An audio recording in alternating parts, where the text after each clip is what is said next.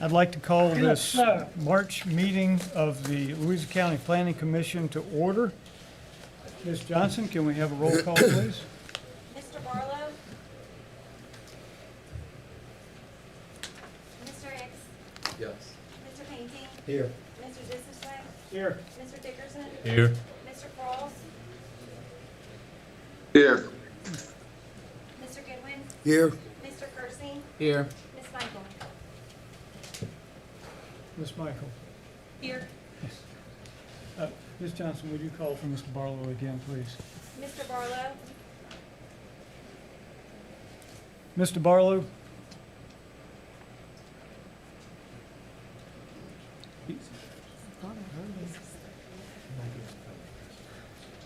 All right. He's on mute? Ah, Try again. Mr. Barlow? Yes, ma'am. Thank you. Very good, thank you.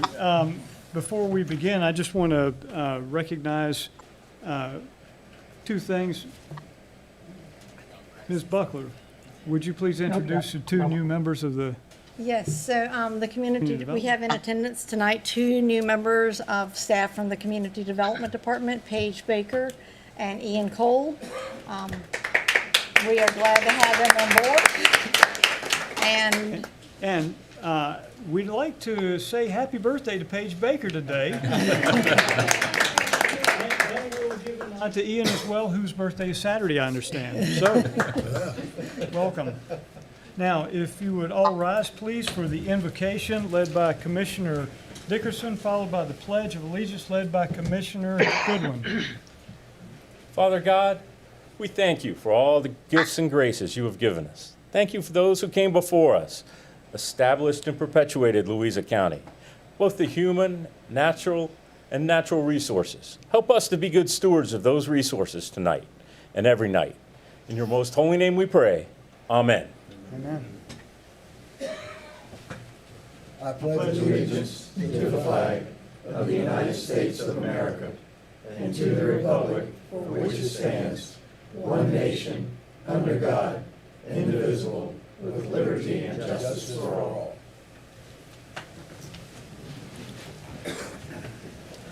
Very well, the chair would entertain a motion to approve the agenda as presented. Mr. Chairman, I move to approve the agenda with the addition of a closed session after the approval of the agenda and the addition of a resolution to opposition of Valley Link transmission line under new business. Do we have a second? I second. We have a motion and a second to approve the agenda with the changes made. Any discussion? Very well, Ms. Johnson, can we have a roll call, please? Mr. Hicks? Yes. Mr. Painting? Yes. Mr. Disisway? Yes. Mr. Dickerson? Yes. Mr. Quarles? Mr. Quarles? Yes, go ahead. Mr. Kersey? Yes. Very well, the agenda is approved. Mr. Chairman, I move that we convene a closed session pursuant to the following subsections of Virginia Code 2.2-3711 in accordance with 2.2-3711A8, a consultation with legal counsel employed or retained by a public body regarding a specific legal matter requiring the provision of legal advice by such counsel. We had a motion, do we have a second? Second. Moved and seconded, any discussion? Ms. Johnson? Mr. Hicks? Yes. Mr. Painting? Yes. Mr. Disisway? Yes. Mr. Dickerson? Yes. Mr. Quarles? Yes. Mr. Kersey? Yes. Very well. We're moving into closed session.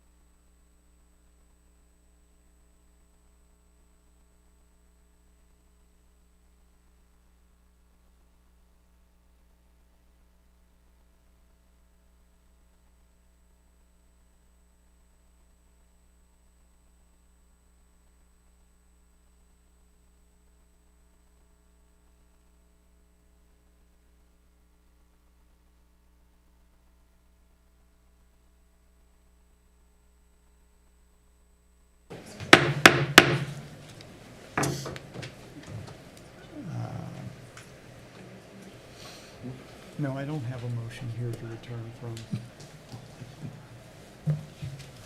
I don't have a motion to return from. I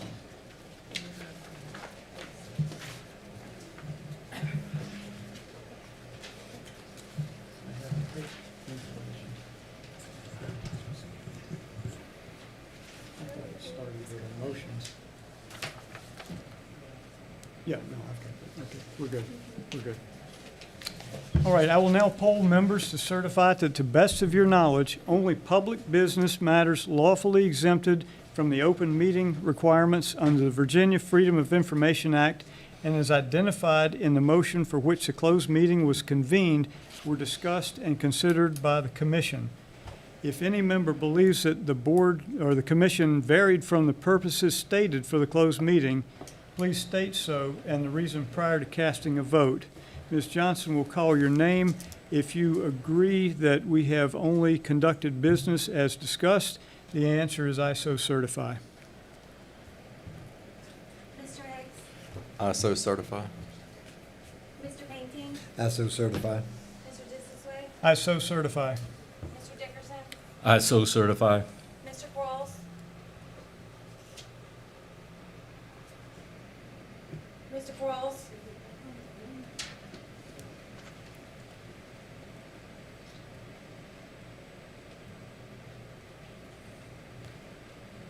He might not be able to hear you. Mr. Quarles? We need to get this resolved. Keep going and come back. I'm trying to get Ms. attention. We'll get this straight.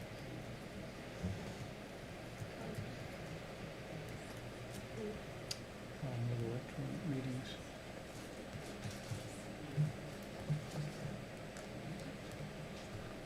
Technology is so good, isn't it? My apologies.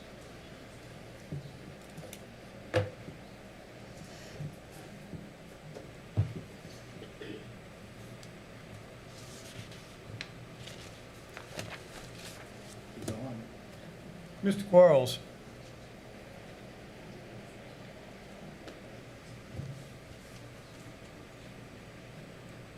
Ms. Johnson, continue. I'm going to call Mr. Quarles. Mr. Goodwin, I so certify. Mr. Kersey. I so certify.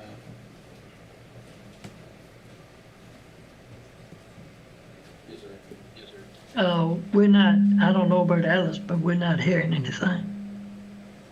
That would explain it. There you go. I can hear now.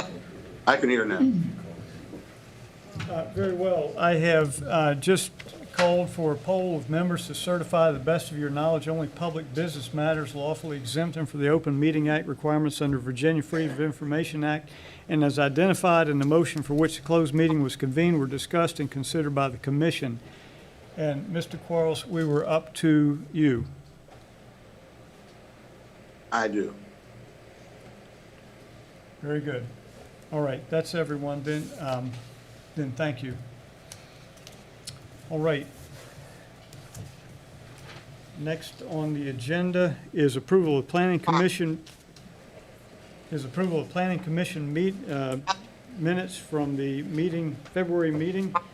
So moved, Mr. Chairman. We have a Second. motion and a second to approve the minutes as presented. Any discussion? I have one item. Ms. Johnson, please check on me for this, but no, I do not. Never mind. Oh, I'm sorry, I do. On packet page 6, I believe, packet page 6, the removing the assemblage, this is a repeat of the statement under the page 4 item. And I suppose this is only to identify that the removal of the TOD was occurred at this point in the meeting, but do we need to have both in the minutes? You voted on it at that time, that's why I did that. Very good. All right, just to clarify that that was not an unnecessary duplicate. Thank you. Any other discussion? Very well, Ms. Johnson. Mr. Hicks, Yes. Mr. Mayhew? Yes. Mr. Jukusa? Yes. Mr. Dickerson? Yes. Mr. Cross? Yes. Mr. Goodwin? Yes. Mr. Cursing? Yes. Very well, the minutes of the February meeting are approved. Next up is the consent agenda. We do not have a consent agenda this month, so we'll move on to the public address period. Public address is a time when members of the public can come and address the Planning Commission on any topic that is not a public hearing tonight. So anything that's on our agenda that is a public hearing, there's a separate time for that address. This is for things that are not on the agenda tonight. I'm going to open the public address period, and if you'd like to speak, I do have some comment cards. I'm going to call the comment card folks first, and after that, you can come speak if you haven't filled out a card. You'll have 3 minutes to speak. If you represent an organization, please let me know that. That is a different time limit. So, public address period is open. The first speaker I have is Garrett Hopkins. Please come forward and state your name and your voting district. Mr. Chairman, Yes. I'm the father. Could I speak first? Steve Hopkins. Absolutely. I think it would just go well together if we start that way. Absolutely. You wish? Good evening. My name is Steve Hopkins. I'm from Packensack District in Louisa. I run a farming operation with my 2 sons that will come up here in a minute in Louisa. Also, what I'm here to speak about is support for what Chris said, and I did not realize that was going to come up until about 30 minutes before your meeting. And I got ready real quick to come here. But support of you looking at Lancaster County. To kind of give you a little bit of my background, I think it would help to show the reason for my support in y'all looking at Lancaster County. I served 29 years as agriculture extension agent, 27 years in Orange County. I started the Central Virginia Cattlemen's Association in 1998. We market cattle. We run the largest sale in the state of Virginia. We hold that sale in Lancaster County. I go up to Lancaster County probably 3 or 4 times a year since the mid-90s, working with the farmers. I'm very, very familiar with the layout of how our agriculture has been able to maintain the scope of agriculture.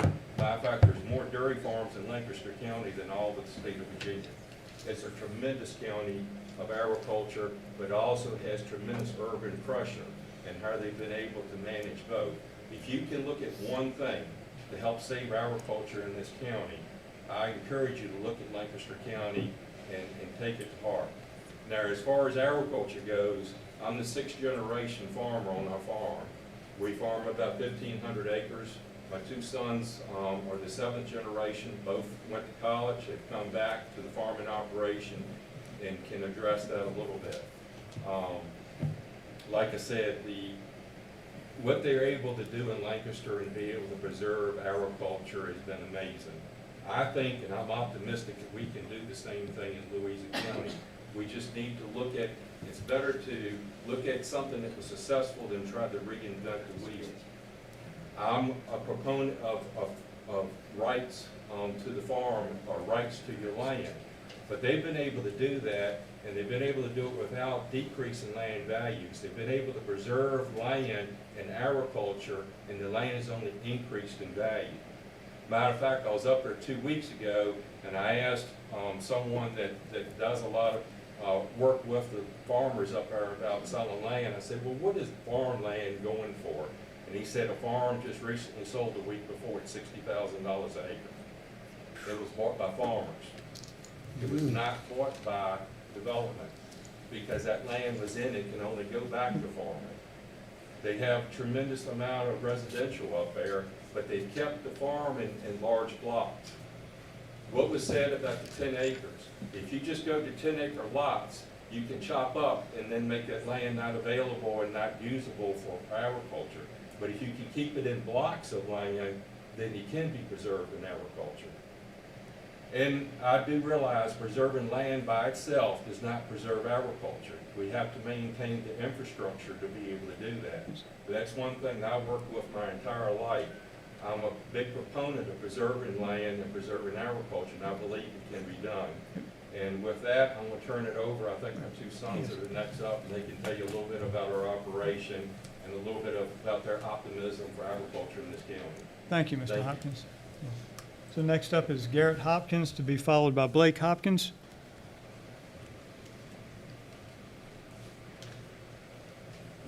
Again, state your name and voting district, please. Garrett Hopkins, Patrick Henry District. As my father stated, my brother and I are seventh generation on the farm.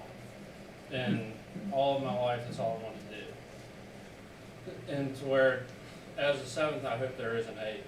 And I believe that it can be, as long as we can make proper decisions with the board and with the county to enable us to do that. We've made tremendous investment for my brother and I to be here. My dad was ready to call it quits. He retired from extension and live out the nice retirement life. My brother and I want to come back, make investments to the farm so that we can farm and our kids as well.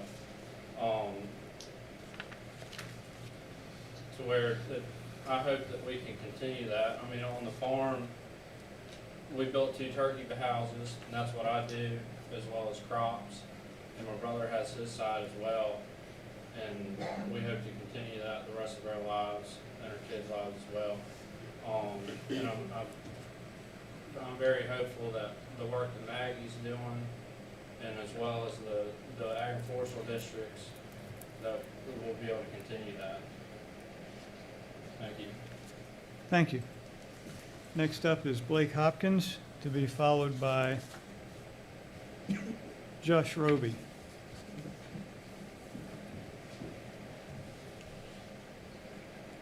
Good evening. My name is Blake Hopkins. It sounds like I'm in the Patrick Henry voting district. A little bit more about our background. My father and brother touched on it a little bit. I attended Kansas State University, and to be honest, it would have been very easy for me to stay out there and start my own operation or find a job within agriculture. But I saw an opportunity in Louisa County, and I'm very grateful that my grandfather and father and generations before them started the place. But all I wanted was an opportunity to come back and farm, and I'm very grateful to have received that. Since coming home 5 years ago, or 6 years ago, with my brother coming onto the farm 5 years ago, we've been able to quadruple in size with opportunity that we saw and take and run with it. With that, I run the cattle side of our operation, where we run commercial cows and sell our calves through the Central Virginia Cattlemen's Association. But beyond that, we needed to expand to come home, so what I did was started a custom bull feeding operation that has turned in, I'm not trying to brag or self-promote or anything, but it's turned into the largest custom bull feeding operation in the East, where we take in bulls from various, the majority of our bulls come from Quaker Hill Farm in Louisa, but quite a few other, the second half of the bulls that we feed come from all across the state, including surrounding states, and sell through primarily the oldest bull test sale in the country that I was able to take over, and help farmers from both locally and across the country promote their animals and get their bulls developed, along with bringing in buyers from all across the country. I had a couple buyers come in yesterday from a county in Northern Virginia, and they kept on complimenting how beautiful the land was and complimenting the farmland in Louisa County. And I would very much like to see that continue. As my brother said, I'm not real hopeful about getting married and having children in future generations, but I would like to see that happen someday, and I would like to continue to build on what generations before us, my brother and I, are doing now, and have a place for them to come back and opportunities for them to farm in Louisa County. Thank you all for your time. Thank you. Next up, we have Josh Roby, and that's all the cards I have. Is Josh Roby in the house? Very well. We'll set that aside. Is there anyone else who would like to speak to the commission on anything that is not a public hearing tonight? Please come forward, sir. State your name and your voting district.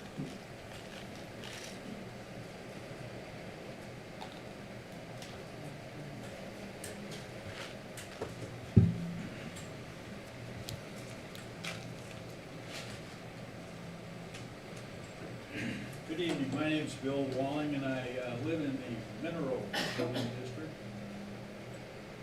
which ought to be renamed to the Data Center Center. Most people that come to this microphone have something that they would like to discuss that they know. And also, most people don't make a public comment by asking a question.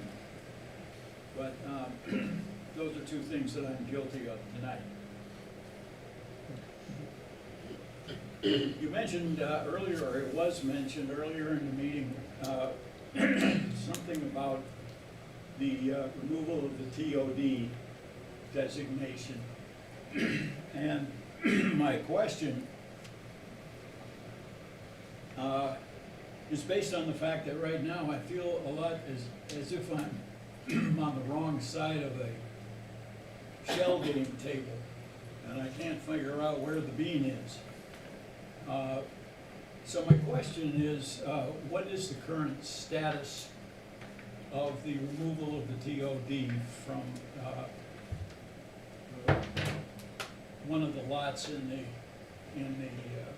mineral voting district?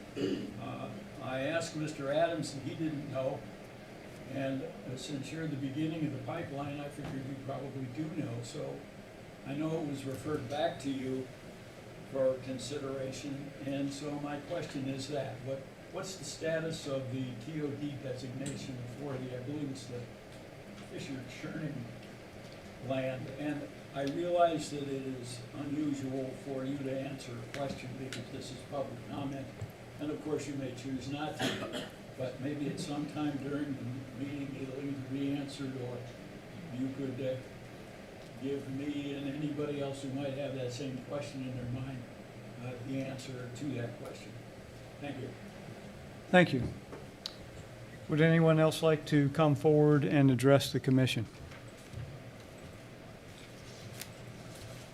Very well, seeing none, I'm going to close the public address period, and I am going to note that we did receive one email that addressed residential growth control measures, and that is being put in as a part of the record for the meeting. So, next up, we'll move to unfinished business. And for unfinished business tonight, I would have the honor of making a presentation, a resolution of appreciation that I'm going to read here. It's on the motion of Mr. Dickerson, seconded by Mr. Quarles, which carried a vote of 5-0. The following resolution was adopted. A resolution in appreciation of Gordon Brooks. Whereas Gordon Brooks was appointed to the Louisa County Planning Commission as the representative for the Mountain Road District and served 4 terms from January 2010 through December 2025, and served as vice chairman for 3 years in 2018, 2019, and 2020. And whereas through his leadership, dedication, knowledge, and expertise as a Planning Commission member, Gordon Brooks served and represented all citizens of Louisa County during that time, resulting in many accomplishments.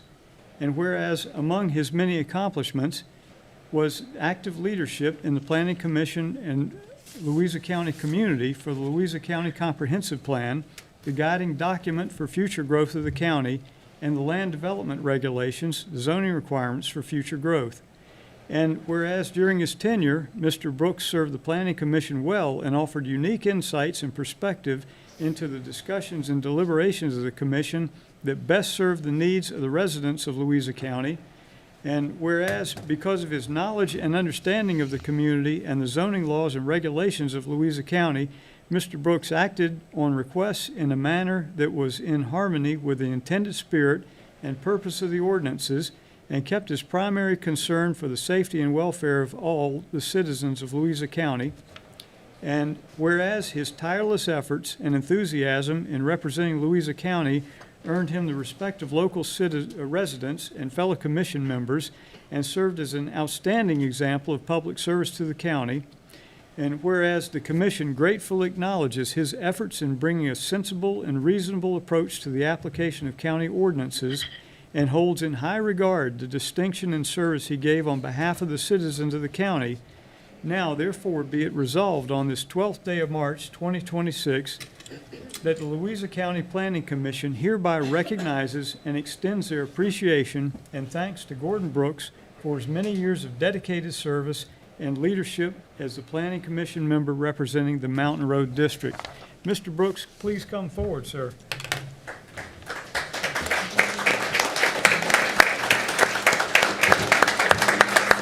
We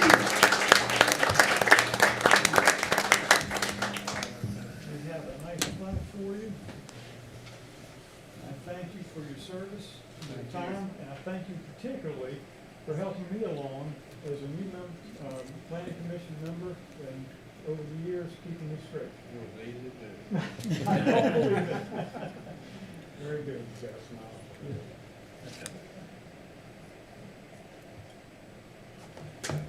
Thank you.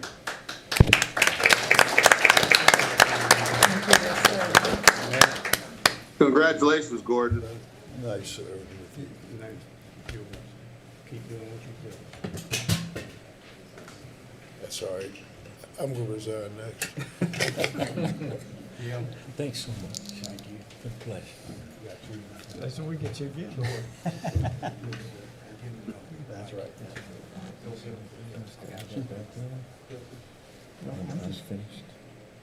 Ellis, I heard you out there. Thank you. Thank you. All right, Gordon. Thank you, sir. We're gonna call you. Okay.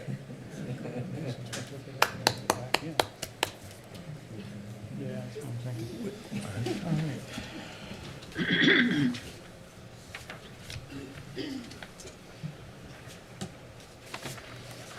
All right, completes unfinished business.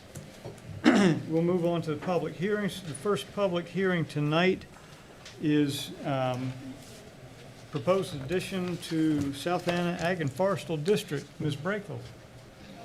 As long as Mr. Coon. Oh, Mr. Kuhn. We do have one more unfinished business item.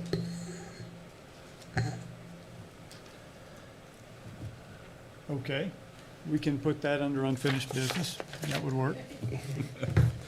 Very well, then. Let's take that up under unfinished business.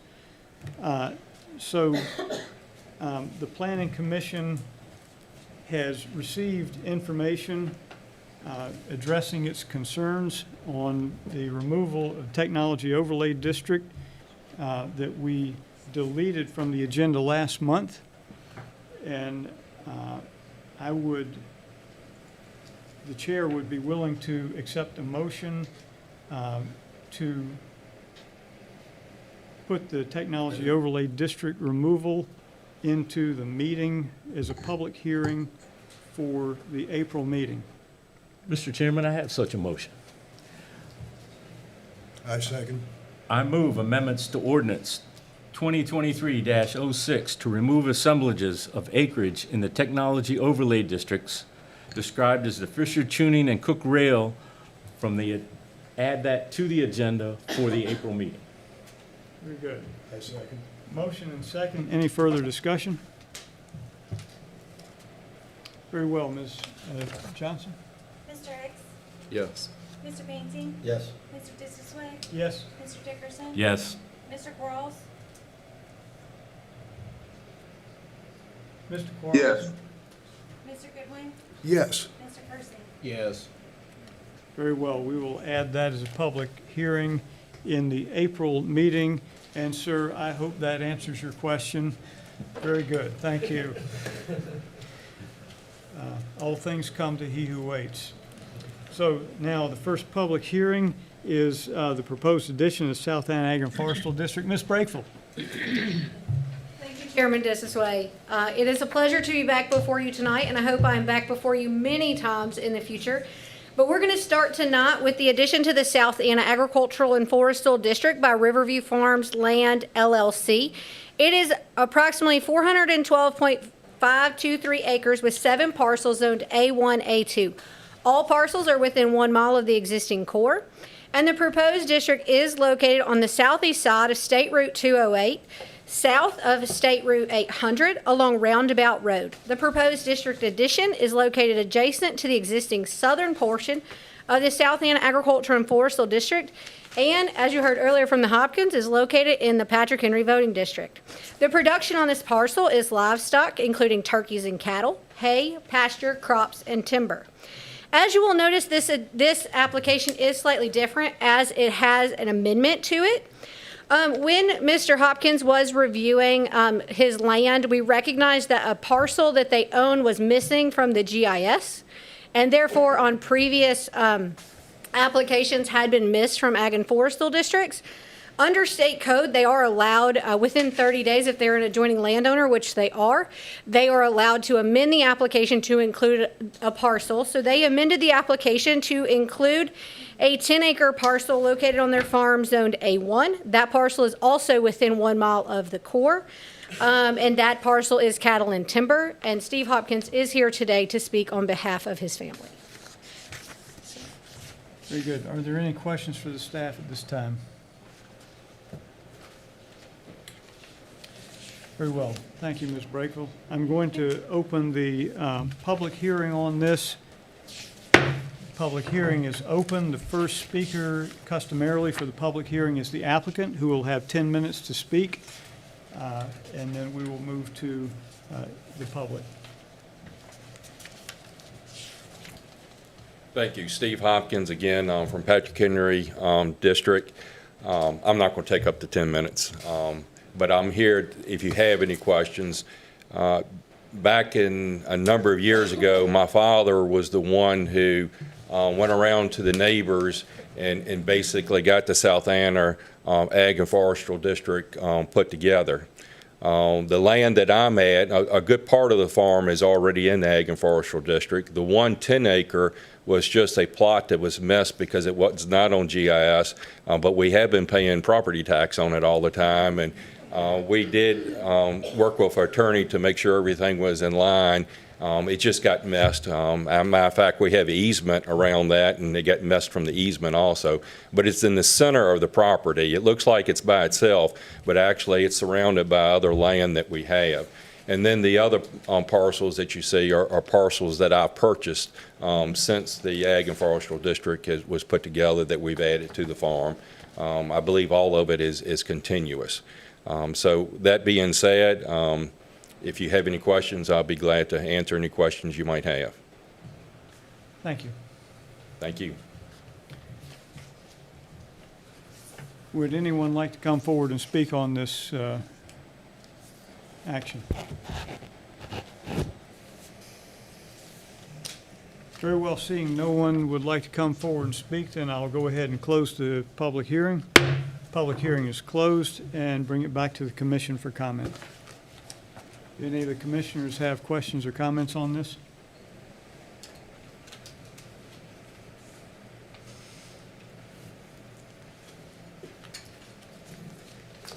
Mr. Chair, Mr. Goodwin. I did have one thing circled. It's a question for staff. It could be my mental shortfall, but I worked on a comprehensive plan for the Planning Commission. I don't remember any designation as rural area. Do we have anything identified as rural area? Or is we just broadly considering everything outside of a growth area, rural area? So Linda or Chris may be able to speak to this more directly, but from my understanding, all land outside the growth area is considered rural area, and then the land inside is then designated like inside the growth area, like Lake Anna growth area, low density residential. It was just a technical question. I guess it's a new term that we're going to use now. Yes, sir. I believe they've used it often in the staff reports for ag forestal districts. It was in there before I arrived. Okay. Thank you, Mr. Chair. Certainly. Any other questions? Very well, then, Mr. Quarles, the chair would entertain a motion on this action. I don't know how to make this motion by its designation, but basically we'll make the motion that it's amended to the Ag and Forestal District program, these parcels, and they're different ones, 56, 103, 104, 107, 107A, 107B, 108, and 109, and for recommendation. We have a motion to recommend approval to, I don't think he said the amended portion. Plus 5636. The 10-acre parcels, 5636. 5636, yeah. Did I miss? Mr. Quarles, did you mean to include parcel 56-36, the 10-acre parcel? It's not listed here, but in our report, but if Page that's 30. part, Packet page 30, sir. okay. All right, add that one in. Very good. So we have a motion to recommend approval to the Board of Supervisors for the addition of these parcels into the South End Ag and Parcel District. Do we have a second? Second. Moved and seconded. Any further discussion? Ms. Johnson? Mr. Hicks? Yes. Mr. Painting? Yes. Mr. Dissington? Yes. Mr. Dickerson? Yes. Mr. Quarles? Yes. Mr. Goodwin? Yes. Mr. Person? Yes. Very well, motion is adopted. Next up is another proposed addition to the Indian Creek Ag and Forestal District. Ms. Brakeville. Yes, it's nice to see you again. It's been so long. So we also have an addition to the Indian Creek Agriculture and Forestal District. This addition was made, or this application was made by Ronald and Jane Sharp. They have one parcel of 20 acres zoned A2. The parcel is located 1.75 miles from the district. It has been determined by staff to be agriculturally significant based on production. The production on the property is livestock, including cattle, hay, and the housing of farm equipment. The proposed district addition is located in the Cuckoo Voting District. The parcel is located west of State Route 33, north of State Route 657, and northeast of Glen Eyre Road. Also with this application, we have an amendment made by Eddie and Ira Anderson. They are the Sharps' neighbors. And based on what we discussed previously, this is allowed because they requested it within 30 days of the public notice going out. So under state code, the amendment would be allowed. They have 5.8 acres, one parcel zoned A2. And their parcel is also located in the Cuckoo Voting District. It shares a northern boundary with the previous parcel 83-3, the original parcel that is requesting addition, and the parcel is located west of State Route 33 along State Route 657. Production on that parcel includes vegetable production and timber production, firewood for farm use. So it has been deemed by staff to be agriculturally significant under state code, and so we would request the addition to the district. Very good. Any questions for staff at this time? Thank you, Ms. Brake. I'm sorry, I did forget to say the family was unable to be here, both families, but they are extremely excited and working toward preservation and maintaining the rural nature of the county. So they did ask me to mention that on their behalf. And so they would like to see this move forward as we work to preserve the rural nature of Louisa County. Thank you, Ms. Brakeville. All right, I'm going to open the public hearing on this action. Public hearing is open. Would anyone like to, well, the applicant is not here, so would anyone like to come forward to speak on this? Very well, seeing no one wishing to come forward, we'll close the public hearing. Public hearing is closed, and bring it back to the commission. Are there any comments?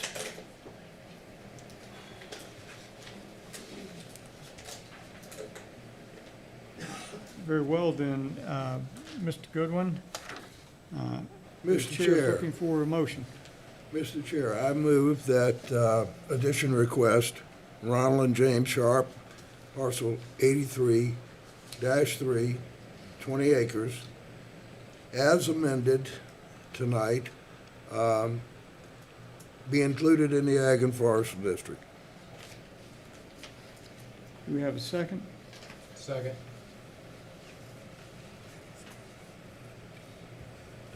That's the neighbors. We'll include 8311D too. Moved and seconded. Do we have any discussion on the motion? Do we want to include parcel 8311D as well as 83-3? I believe you did. Okay. That was my intent, Mr. Chair, when I said as amended. Very well. All right, any further comment on the motion? Ms. Johnson? Mr. Hicks? Yes. Mr. Painting? Yes. Mr. Dissington? Yes. Mr. Dickerson? Yes. Mr. Quarles? Yes. Mr. Goodwin? Yes. Mr. Kersey? Yes. Very well, that action is approved. We move on next to rezoning 2026-01 and CUP 2026-01 for the Ware Crossroads development. Mr. Eglin. Good evening, Chairman, members of the Planning Commission. My name is Tom Eglin Jr. I am a Deputy Director for Louisa County's Community Development Department. Before you tonight are 3 requests. The first request is to rezone 4 properties located 0.13 miles southwest of the intersection of Zachary Taylor Highway Route 522 and Newbridge Road Route 208, identifies as tax map parcels 28-97D, 29-3, and 28-97E, zone agricultural A2 growth area overlay district, as well as parcel 29-2, zone agricultural A1 growth area overlay district, for a combined acreage of 393.8417 acres to become a planned unit development in the mineral election district. The current slide shows a zoning map depicting the project parcels outlined in red. The 2040 Louisa County Comprehensive Plan designates the project parcels as mixed use within the Lake Anna growth area. Section 3.3 of the Comprehensive Plan's implementation options state that the, quote, plan unit development, PUD, is applicable for larger tracts of land where mixed uses are involved, end quote. The County Land Development and Agricultural Conservation Coordinator has provided analysis of the application in your staff packet on page 64. The second request is a conditional use permit for multiple uses detailed in your staff packet pursuant to Section 86-312, permitted uses with a conditional use permit in the Planned Unit Development Zoning District. The third request is for a private road waiver pursuant to Section 86-567 to allow for an internal private gated road network. The following request will be heard by the Board of Supervisors, but staff wanted the Commission to be aware of the entire project. The fourth item for Board of Supervisors consideration is a waiver and modification to the Planned Unit Development District to allow for proposed garden cottages to be accessed from private roads via a 20-foot access easement. The fifth item for the Board of Supervisors consideration is a master plan amendment to allow for the proposed Wares Crossroad Planned Unit Development and existing Cut-Along Resort Development to share utilities, access points, and allow for Hole 5 and Hole 8 of the proposed Wares Crossroad Golf Course to be placed on the existing Cut-Along Resort Development. The Louisa County Public Facilities Plan, adopted as an amendment to the 2040 Comprehensive Plan, allows the county the ability to identify impacts of proposed developments and offers the means to consider proposed mitigation. The applicant's narrative details estimated impacts to public facilities on pages 150 to 152 of your staff packet. The applicant has proposed voluntary contributions to address impacts to public facilities, detailed in the applicant's revised proffer statement, labeled as Exhibit M, starting on page 753 of your staff packet. A neighborhood meeting was held on February 11th, at which 27 individuals attended. A summary of the concerns expressed by citizens can be found in your staff packet on page 69. The applicant also provided a summary of the meeting as Exhibit L, starting on packet page 743. Staff has recommended 19 conditions for consideration as part of the conditional use permit request. Those conditions are listed from packet page 70 to 73. The applicant's requested edits to staff conditions can be found as Exhibit L on pages 743 to 752. This completes staff's report, and the applicant is present and ready to provide a presentation. Staff's available to answer any questions. Are there any questions for staff at this time?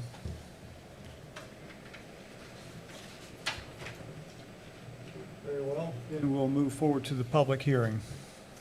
Thank you, Mr. Eglin. Public hearing is open. The first speaker customarily in the public hearing is the applicant, who will have 10 minutes to present to the commission. Thank you, Mr. Chairman. My name is Joe Walsh. I'm the project director for Reef Capital Partners. I'm the corporate officer for the applicant, Wares Crossroads Development, RP20 Cut-Along Consolidated. As a recap, our company is Reef Capital Partners. Reef Capital Partners is an investment company and also a developer and an operator of destination resorts. There's a big presence in Utah, where the company is from, in Lehigh. Marsala is a private golf club in Deer Valley at the expansion of the Deer Valley Ski Resort. Cormont is also a high-rise, mid-rise condominium project there. Main and Sky is also a luxury fractional project inside of Park City. Sweetens Cove is sort of the mecca of golf for those golfers in the room. The company is partner with the Sweeten Cove Group. Black Desert is the largest resort the company has. That's in southern Utah. Cocoa Palms is a destination resort in Hawaii, and Cornerstone is a new project in Colorado. I was here last year and appreciate the approval of our amended master plan, which allows us to execute our business plan. That enables us to have a private gated community, to drive for four-season destination resort amenities, and we've been actively working that plan at the Cuddalong project. In the light area, you can see the outline of the Cuddalong project. In the darker area is the Wares Crossroad. This is a multi-generational investment by Reef. Reef Capital Partners is not just a developer, we're an operator. The plan is to basically develop this resort and be a long-term operator of the resort. The greater resort is now called Tributary Resort, with Cuddalong being the golf club at Cuddalong, and then the new project with an unnamed golf club. As Tom had stated, there are 6 items. A few of the items are for the Board of Supervisors, and I thought I would give some narrative to that, as well as some photographic summaries of the projects and what we're looking for. The first one is quite simple. It's the 4 parcels. We have gotten the power of attorney from the Dickinson and the Ware. Upon an approval, we would then purchase the properties from them and then develop the project in the future. There's a lot of uses, and I wanted to give some narrative to that. We're looking for a destination golf resort that has a lot of very specific uses that would be attractive to a destination golf club member. I broke them out into several items just for an explanation. The private golf club, the spa village, an amphitheater and an event lawn, a helipad, glamping, which is more luxury camping in a small scale targeted towards children and grandchildren. The farm, which is an event center and an area for activities for social events as well as member events. An indoor shooting range. The indoor shooting range would also be available to the public via memberships. And then a commercial indoor sports and recreation area, pickleball, racket sports, and such. The private golf club would be a second club for Tributary. This would be a private members-only club. The Cuddalong project would be for our members and also for resort guest stays. In that, a spa village is several different buildings that include spa services. The amphitheater and event lawn for outdoor events. A helicopter for those visitors that would be looking to come and skip the traffic coming from DC or where they would be from. And then I explained glamping.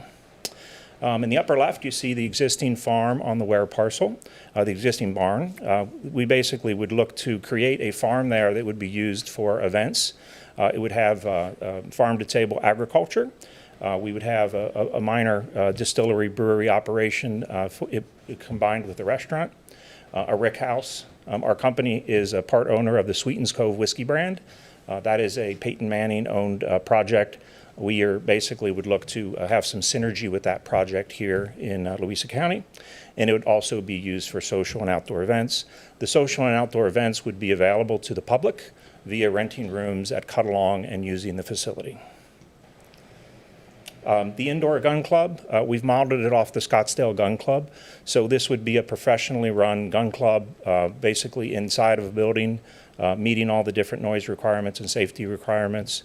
Range master, we would hire a professional management company and a professional operator to run this. The outdoor activities include things that a social event would want to have, a group that's having a bonding or some type of a community event, axe throwing, archery, paintball target practice. These are about 75 feet and would be limited to a very specific area. The private road waiver request is consistent with what we did at Cuddalong, whereby the roads would be maintained by the Property Owners Association and not be maintained by the county. And then the waiver for the garden cottages is an item, I believe, that goes to the Board of Supervisors. The amendment of the master plan to allow for holes number 5 and 8 are our golf course designers' desire to basically move the holes slightly onto the cut-along property. And then basically under number 6, when you approved our master plan amendment last year, we reduced the size of a lot of the different rental units, and that enabled us to have more capacity in our approved VIPDES permit. So this would allow us to use the current existing VIPDES permit, the current 200,000 gallon plant, and also that is a beneficial reuse for effluent. So the way the whole project works is Cut-Along's current plant is 50,000 gallons. The future plant, which is in design and has been contracted for construction now, would be 200,000 gallons. The beauty of this is that a second golf course gives us an additional acreage to put the effluent on, and then the effluent would basically be used to water both golf courses. Stream and wetland restoration. We're very blessed to have such a large project that has a lot of streams that can be restored. We've spent $1.5 million doing all the nutrient credits required on site. We've created, with LACA's encouragement, additional wetlands at Cut-Along. For this new project, Wares Crossroad, we will be able to do all the nutrient credit offsets in the watershed and on the Cut-Along property, which is a great benefit for us. We are part of the community. I'm a resident of Spotsylvania County. My wife and I have moved here 2.5 years ago. We encourage all of our members and all of our employees to be active in the community. We're very proud that we've worked with Mr. Straley and the Louisa County Public School System to secure the State of Virginia's Golf Championship, which was a goal I told you about a year ago, and that'll be in October. We continue to work closely with LACA and hold the annual LACA fundraiser, which has been very successful. And then we've worked in cooperation with the EMS Newbridge station, and we've had a great tournament and been able to help the Gallaghers continue to raise funds. With that, I'll turn it over to Mr. Payne. Mr. Chairman, other members of the Planning Commission, my name is Charlie Payne, and very happy to be in Louisa County. It's always a pleasure. Thank you for your time this evening, and I'll just be brief. Joe did a wonderful job describing the project, and I'll just hit a few highlights on other matters. As Joe had noted, this is a low-density project under the Planned Unit Development District. We will have executive homes, estate homes, member village units, and also garden cottages. We think that especially for the single-family detached estate homes and executive homes, these will be second and third vacation properties for the owners. So we don't think there's going to be a lot of school-age kids is the point. Notwithstanding that, we did do our analysis based on what we thought the anticipated school-age kids would be based on the data that was given to us by the county. In that regard, if you look at our proffers, we pretty much maxed out our proffers in regards to what the potential impacts could be. We have roughly $376,000 we have proffered, about roughly $4,700 per unit, and it covers schools, parks and rec, public safety, sheriff's office, general administration, and solid waste. Most of that, of course, supporting schools. As Joe had noted, this is a destination resort with on-site amenities. We think this will be a very attractive location for guests and vacationers. We're anticipating that from an economic development perspective, which is obviously one of the core visions of your comprehensive plan, that the project will generate at full build-out about $500,000 a year in net tax revenue to the county, grossing roughly $900,000. It'll create, during construction, roughly 900 plus jobs. Once it's operating in full operation after full build-out, we're looking roughly about 58 jobs. And that includes both on-site and off-site, so the induced jobs and indirect jobs that would benefit from it as well. We'd also be working with local businesses and small businesses and vendors, service companies, security teams, et cetera, that are in the immediate area.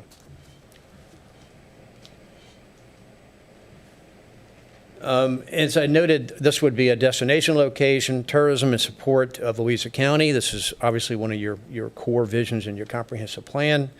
As I noted, we'll be creating permanent construction jobs. I think sometimes we take for granted what the benefits for construction jobs are. They pour millions of dollars into the community. They support local trades, and they They obviously eat locally, buy gas locally, and in many times, what I've seen is for those who typically travel somewhere else for jobs, they could stay home and not have to commute, the laborers who are here in the area. On-site, you'll have managerial, hourly hospitality positions, as I noted, and again, the induced and direct impacts and the positive tax base for the county. Mr. Herschler, your time is up. Thank you. Thank I'm you. done, but I'm happy to answer any questions you may have. Very well. Well, we're going to move on with the rest of the public hearing, and then we'll be back. Thank you. So I have several cards on this, public hearing, so I'm going to call them out, and when I call your name, please come forward, state your name and your voting district. You'll have 3 minutes to speak. First is Jack Snyder, to be followed by Nikki Atwood.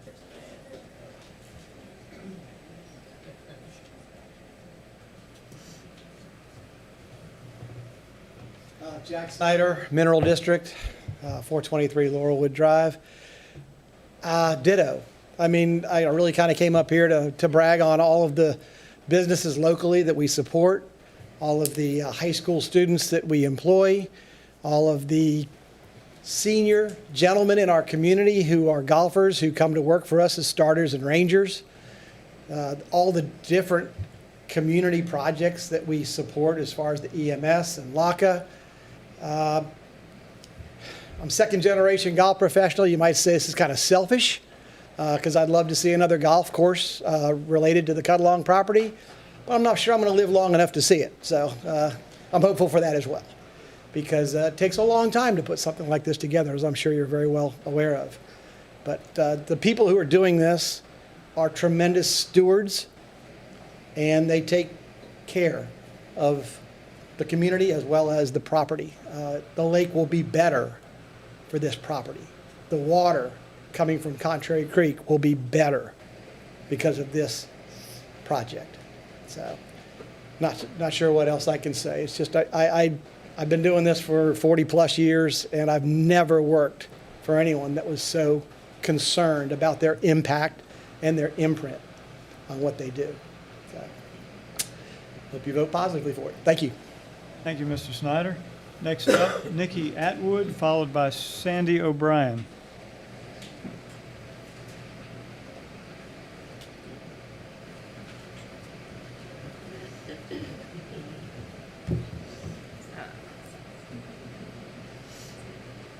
Hi, I'm Nikki Atwood. I live in the Cuckoo District. I'm a concerned citizen of Lake Anna, and I represent myself. So thank you all for the opportunity to speak tonight. I attended the neighborhood meeting regarding this proposal, and I raised 2 questions that remained unresolved for me: a long-term partnership with Lake Anna Civic Association and the protection of pollinator habitat. I appreciated the opportunity to ask those questions, but I left that meeting disappointed with the responses because neither issue currently appears to be addressed in a meaningful or enforceable way in the master plan. First, the proposal includes a one-time $10,000 donation to Lake Anna Civic Association. At the neighborhood meeting, I asked whether a recurring annual contribution had been considered, given that this development will have ongoing impacts on the lake and surrounding watershed. I was told that there are intentions to donate a golf fundraiser for LACA at the resort. Respectfully, that response was not reassuring. A golf fundraiser primarily represents the resort providing the use of their facilities, while the actual fundraising burden remains on the nonprofit and the community. It is not the same as a committed, predictable contribution to manage the environmental impact of the construction and the resort. I believe a formal annual donation should be included in the master plan so that the long-term health of Lake Anna is supported in a way that is transparent, reliable, and enforceable. Second, I asked what steps would be taken to reduce the environmental impact of the large monoculture that is a golf course on pollinators and local ecosystems. At the meeting, Reef spoke about the monarch butterfly migration path and mentioned that they would like to create a butterfly garden. I appreciate the sentiment, but a statement of intent is not the same as a commitment. As written, the development plan allows many elements of the project to be modified or eliminated during later site planning, which means that features discussed informally today may not exist tomorrow unless they are formally required. Pollinator habitat is an important environmental concern of our region, but there is no financial incentive to prioritize it once construction begins. For that reason, I believe pollinator conservation measures, such as a dedicated habitat or garden, should be formally written into the development conditions so they are protected for the long term. I respectfully ask the Commission to strengthen the proffers to include a required recurring contribution to LACA and enforceable pollinator habitat protections as part of this project. Thank you. Thank you, Ms. Atwood. Next up is Sandy O'Brien, to be followed by either Patrick or Jane Gallagher. Good evening, thank you. My name's Sandy O'Brien, and I'm in the Cuckoo District here in Louisa County. I've been a Louisa County resident for almost 20 years now, so I've seen a lot of growth in this county and a lot of non-growth. I really believe that this cut-along development is a wonderful addition to our community. Full disclosure, I work there, and I'm really thrilled to work there because I don't have to drive an hour to Richmond or to Charlottesville anymore to have a great job with a great employer, and Reef is a great employer. They are great to their employees, we've got wonderful benefits, and we are dedicated to the community and making sure that the environment stays safe and healthy. We're very concerned about Lake Anna, and we're doing what we can within our ability during our construction to make sure that we are good stewards of the lake and the surrounding grounds. I really can't say enough positive things. The county is going to grow, and it's up to us to decide what we want here and how we want it to grow. Personally, I think a world-class resort is a great thing for our community. It's going to bring tourists and tourism dollars and more growth for our area and additional businesses. Reef is a great company. We are employing local small businesses as well as local people. So I just really can't say enough positive things about Reef, and I certainly hope that you will approve the rezoning. Thank you very much. Thank you, Ms. O'Brien. Next up, I have a card for Patrick and Jane Gallagher. You may both speak, but one at a time, please. Good evening.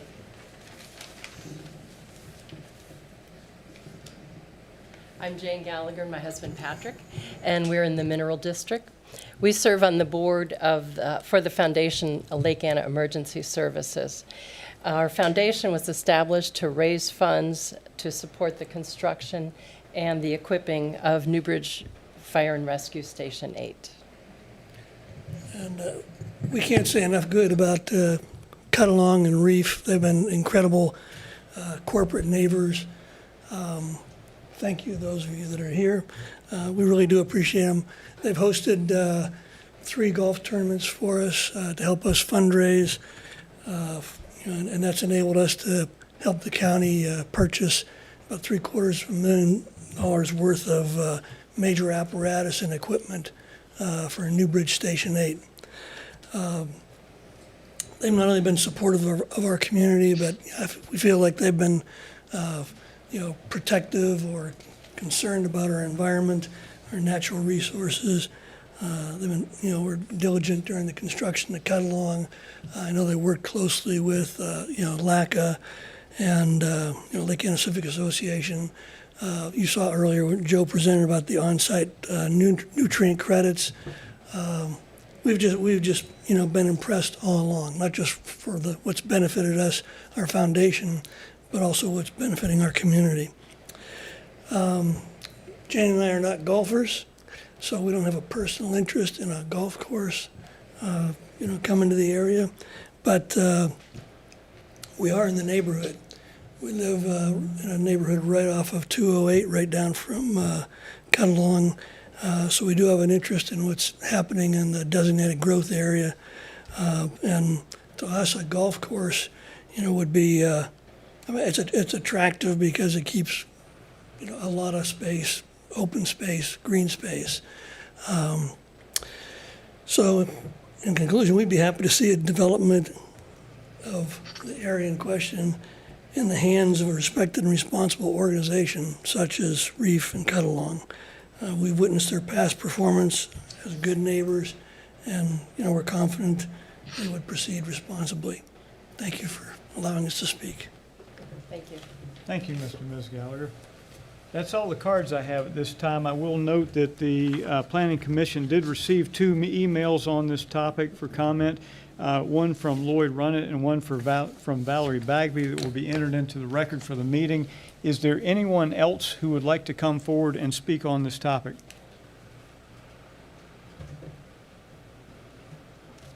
Please, sir.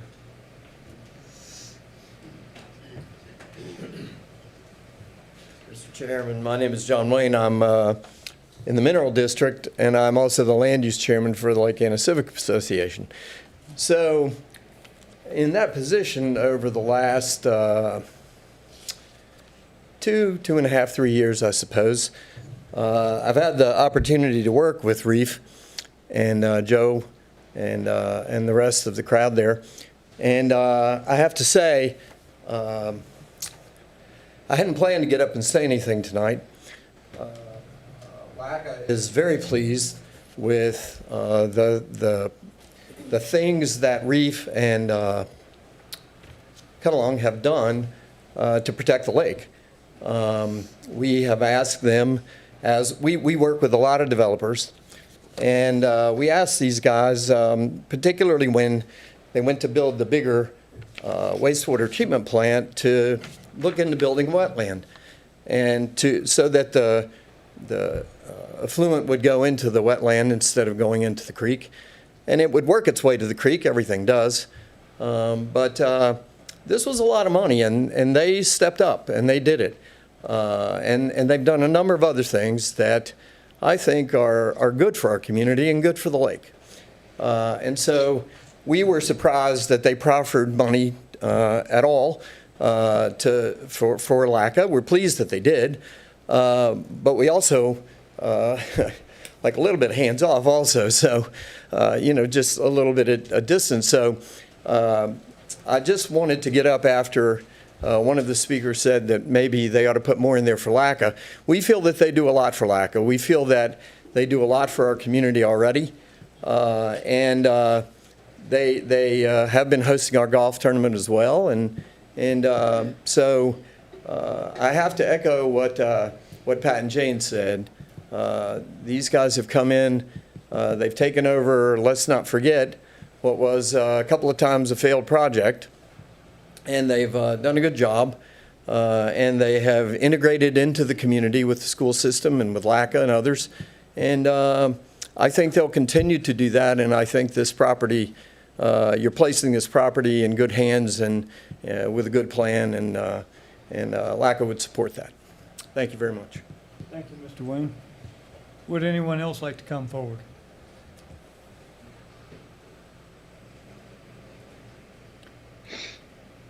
Now's your last chance. And I ask this because the applicant has the last word in this. They get 5 minutes at the end to address anything that they've heard during the public hearing. So if no one else wishes to come forward, very well, then the applicant can come back for his 5 minutes at the end.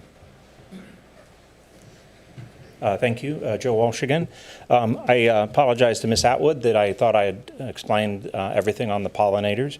We have written the pollinators into our architectural guidelines, so every homeowner, when they develop, they need to submit their architectural plans, including their landscape architectural plans. We are all about the pollinators also, not extremely educated about the monarch butterfly, but we've ensured that that's in our architectural guidelines. As far as more proffers, our CEO, again, it's not just coming from us, it's coming from the owner and the CEO of the company. When asked to do the $1.5 million project that Mr. Wayne said, Jared Lucero said, whatever is needed, just do more. So with that kind of guidance, it makes life really easy to develop and run a project. We heard from Lloyd Runnett and Mr. Milkey that the Resource Center needed money to fix their dock. Mr. Lucero said, yes, of course, we'll spend the money. So I think the good news is we are working for a company that's aligned, I think, with Louisa County, and they're definitely aligned with my team and I. Thank you.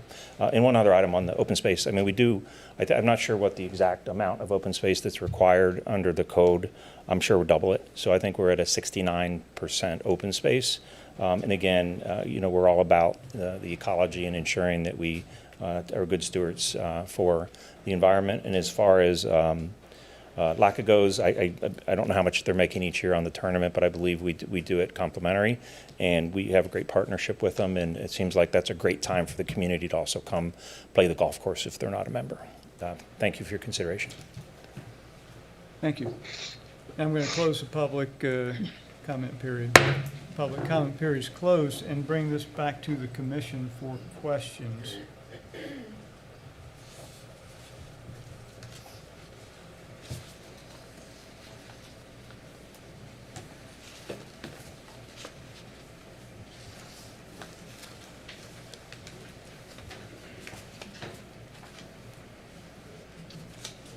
All question. Mr. Hicks. Yes, for the applicant. Is there a plan in place for school bus drop off and pickup? Meaning, will school buses be entering inside a gated area, gated private road, or will it be a main drop off outside the gate? Thank you, sir. I didn't address this. This came up at the community meeting.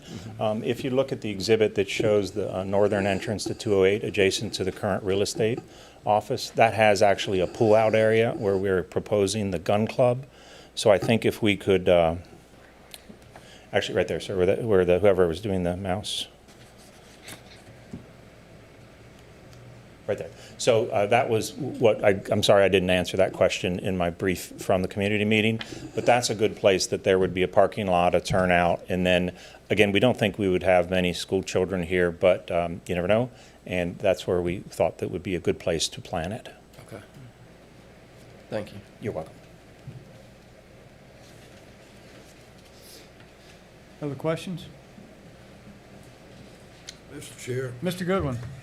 Yes, we'll get started. I've got a lot of questions. It's been suggested to me by the chair to kind of stick to the most important ones. And while you've got this graphic up, this is one of my questions. On the very following page of the packet, it shows the property, the total property, going all the way to Contrary Creek. The master plan, and what is shown here, does not. Can you talk about the rest of that parcel? Yes, sir. Thank you for the question.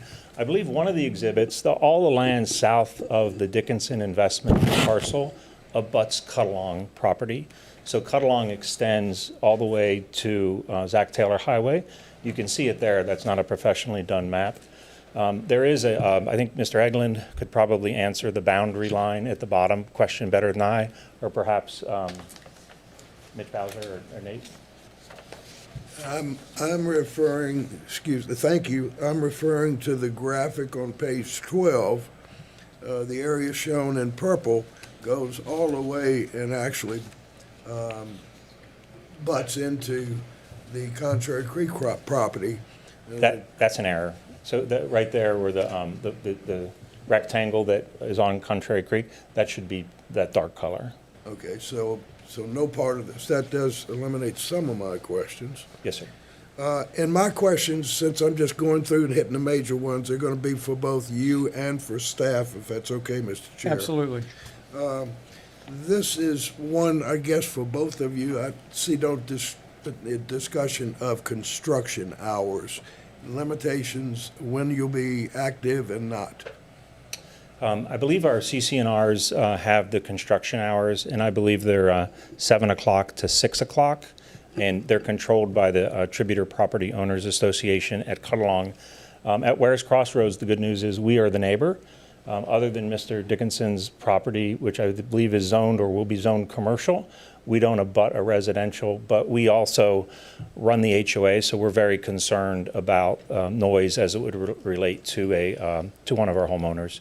But generally, those are the hours. I'd have to double check the HOA documents. But also concerned about peak hours coming from the plant and during holiday weekends and things like that. There's what has been considerable backup on those roads, particularly when the plant is changing shifts. I just wanted to know if you have plans to avoid that. It's been limited somewhat by the addition of the traffic circle, but it's still congested. Yes, sir. We did add the connector on the north side to Zach Taylor per the request at our pre-application meeting with Mr. DeSesway and Mr. Adams in the county, with the concern of reducing the traffic at the circle.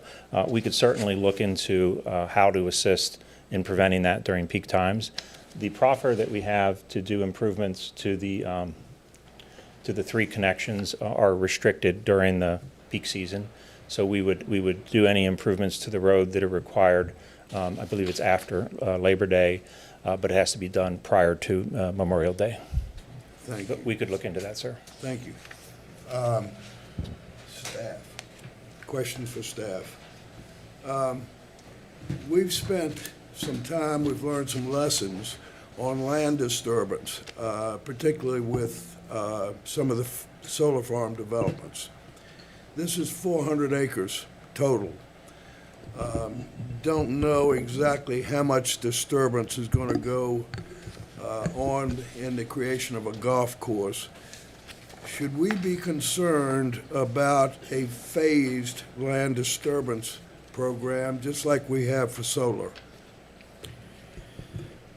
Commissioner, I think that's a great idea. The project is planned to be done in phases. We could condition that each phase have to be stabilized before they move on to land disturbance of the following phase. What we do for solar projects is we limit it to no more than 100 acres at one time until you stabilize it to move to the next phase. That's just a number we've chosen for solar. We could come up with any number we like, and perhaps, I believe the engineer for Cuddalong is here this evening. So I would recommend bringing Mitch Bowser up to the podium and asking what he believes the chunks that they plan on doing will be. Right. I guess for us to actually consider this tonight, we kind of need a nod from the applicant.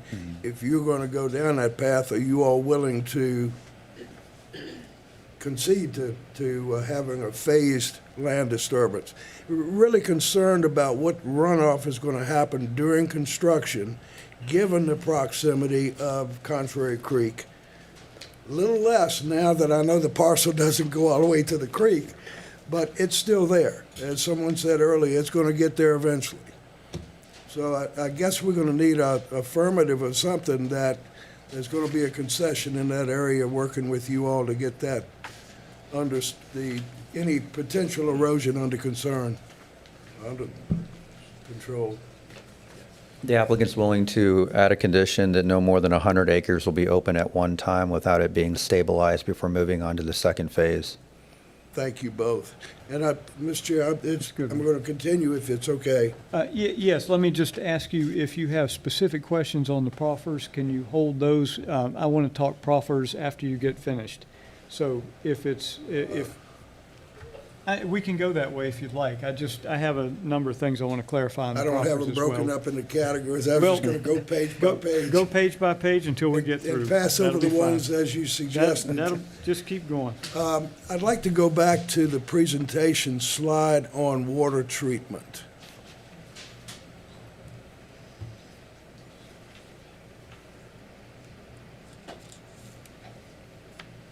This is for the applicant. Talk to me about, a golf course takes a lot of water.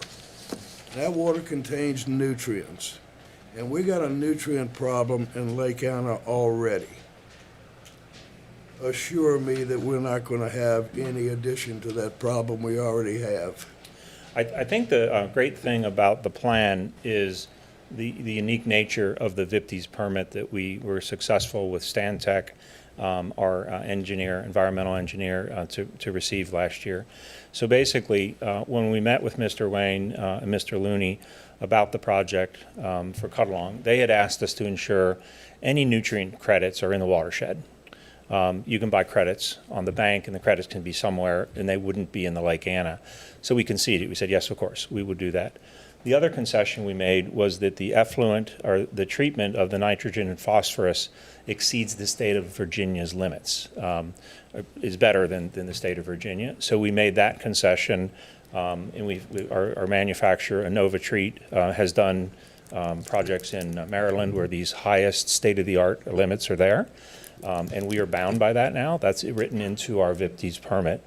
So we are, of course, extremely concerned that we don't add nutrients or phosphorus to the creek or to the lake.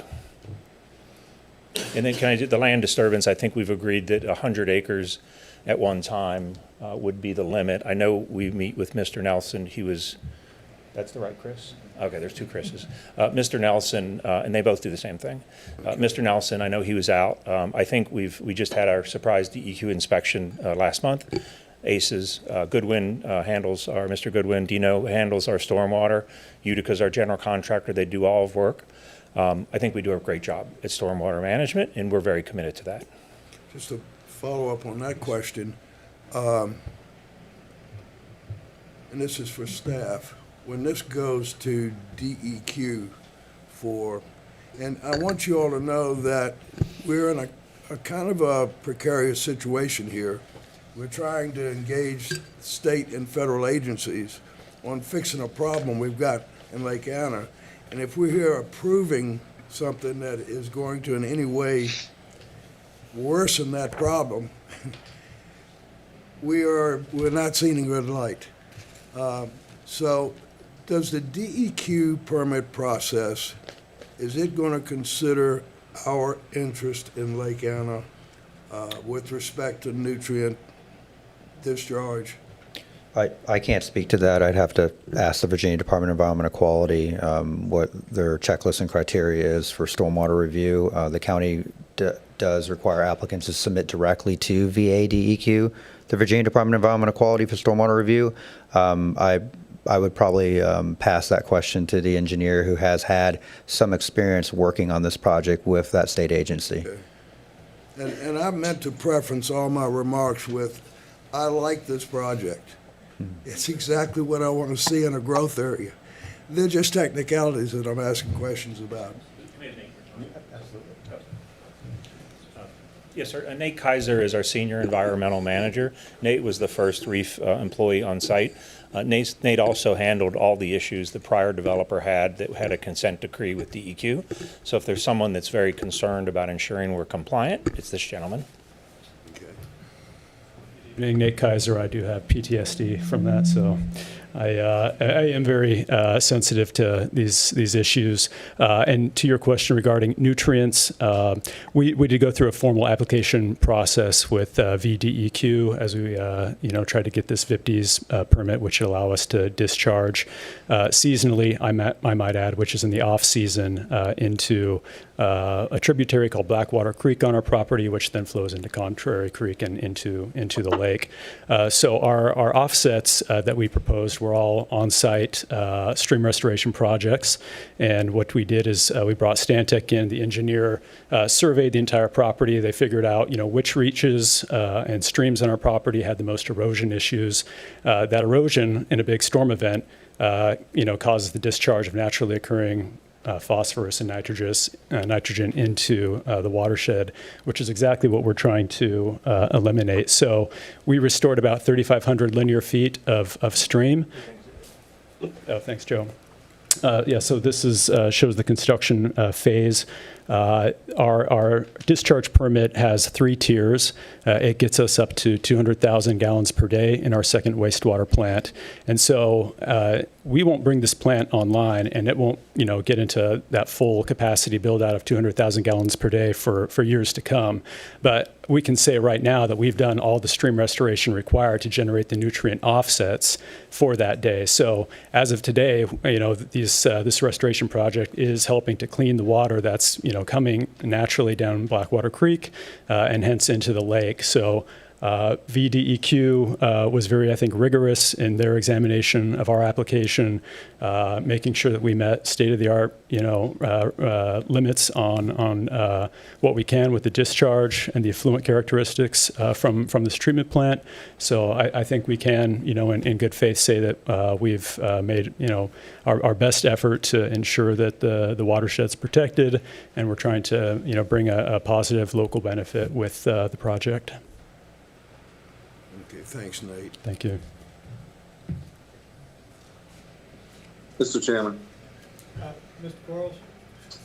You can go ahead while I'm looking. Mr. Quarles? Yes. Tom, when you considered the proposed 100 acre at a time land disturbance, that number, how do we come up with that number to ensure that our objective on not spoiling the not ruining the disturbance is a good number? 100 versus 25 at a time, or 200 at a time. How do we come to that? And the reason I'm asking these questions, you know, when land disturbance was a big thing when it came to some projects in the past where we developed or we disturbed too much land, and then we came up with the fact that there was a lot of overrun into our creeks and everything like this. Not losing sight that I heard earlier that there were several streams that run through this land, and the topography maybe would be as such that they would have some sort of runoff if they had a big storm or something like that and we had the land disturbed. Maybe you could speak a little bit about that. Absolutely, Commissioner. Going back to 2020, 2021, which some people might not want to remember, but there was a lot of internal discussion about the larger solar projects, and I bring them because they were 1,000-acre projects, and that was a hot topic, was erosion and sediment control and stormwater. Staff reached out to the Virginia Department of Environmental Quality. There wasn't really any guidance on a minimum acreage that should be open at one point in time, other than following the erosion and sediment control standards for stabilizing if you're not going to be moving dirt within a certain number of days. So that number just came out of internal discussion due to the fact we were working with projects that were several hundred acres and some to 1,000. The reality is you can have an erosion and sediment control or stormwater issue with even 1 acre of disturbance if it's not properly done, taking into account for weather, proper silt fence, making sure your basins are in and ready to go. So, you know, the answer is 100 is what we came up with internally. We can always change that number down to 40, 60, 20, 80. It's just a matter of what the Planning Commission feels would be the best to protect Lake Anna from the possibility of construction causing an accidental release. I understand. I'm not, I just basically wanted to solidify where we came up with that number rather than just, well, we just pick a number and go. So, no, you've answered that question, but I just wondered where that came from. Yeah, it came Not saying necessary. Yeah, Commissioner, it came out of internal discussion, and that's the number we landed on because we were dealing with larger projects at the time. And I do think, going back to the memory banks here, is that talking to the construction teams of these larger solar projects, that around 100 acres is what they were opening up at one point in time. Okay, and it matches the, Mr. Chairman, sorry, continuing. It matches the cartography of this particular land. That 100 acres would probably look to do its justice there. I'm showing, Commissioner, I'm showing the map that has steep slopes, I believe, of 15% or greater. And you can see that a majority of them are around you have some streams throughout the property. There does appear to be some 100-acre assemblages, or maybe around 50 to 80 if I'm eyeballing it correct. I'm getting a little nod from the engineer. So, you know, if 100 acres is a concern, possibly talking to the applicant about 50-acre chunks. Well, I probably would be interested in having the engineer speak to that based on his survey of that land. Maybe he can ad lib, or, you know, maybe it might be a thing that we don't open 100 at a time, depending on the ground. You know, 100 might be an area of concern, but based on the ground, we might say, okay, well, we're going to only open 80 at this time, based on the area that we're in. Maybe that's a consideration. You know, again, we probably want to hear from the engineer on that.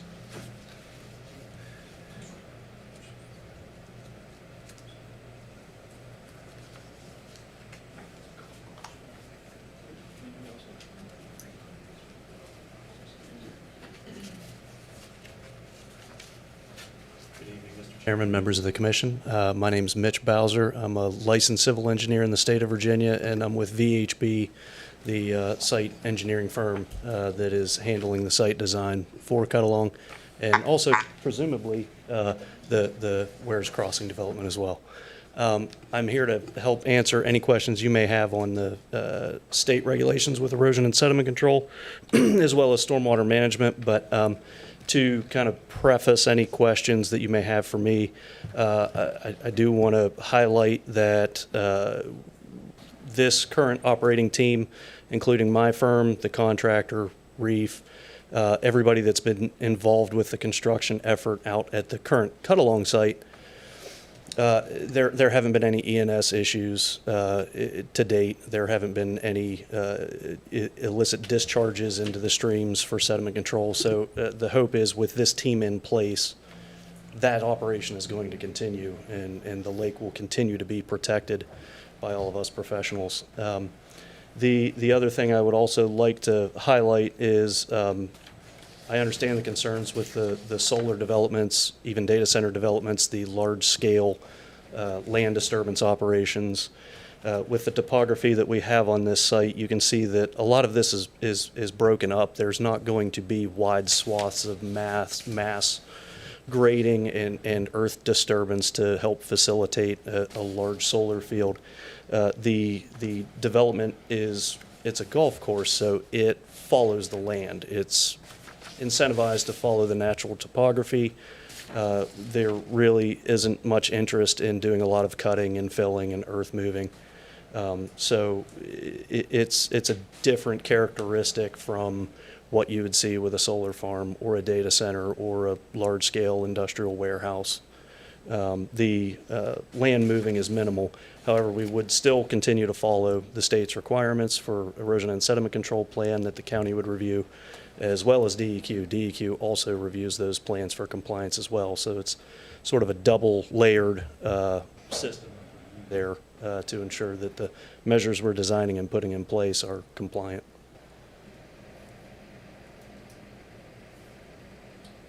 Mr. Chair, thank you. That suffices.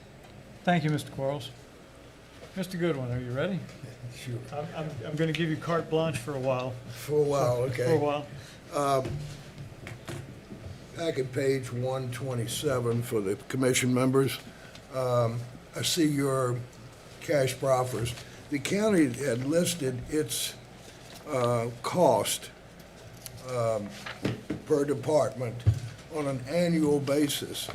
These cash proffers, are these an annual proffer or is this a one-time? It doesn't say. It's a one-time, so the proffers are tied to the certificate of occupancy for a single-family dwelling.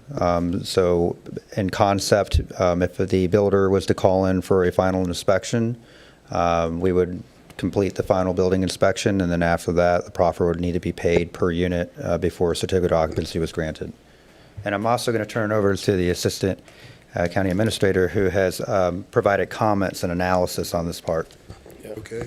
One of the benefits of this is waiting until the certificate of occupancy. Normally, there may be some impacts happening during construction, but primarily the impacts wouldn't happen until the construction is complete. And as the applicant had mentioned, in addition to the house, the homes that are here, the additional commercial uses are going to bring in additional tax dollars. So the intent or the thought process behind it is when the certificate of occupancy is granted, that's when we would see the increase in services.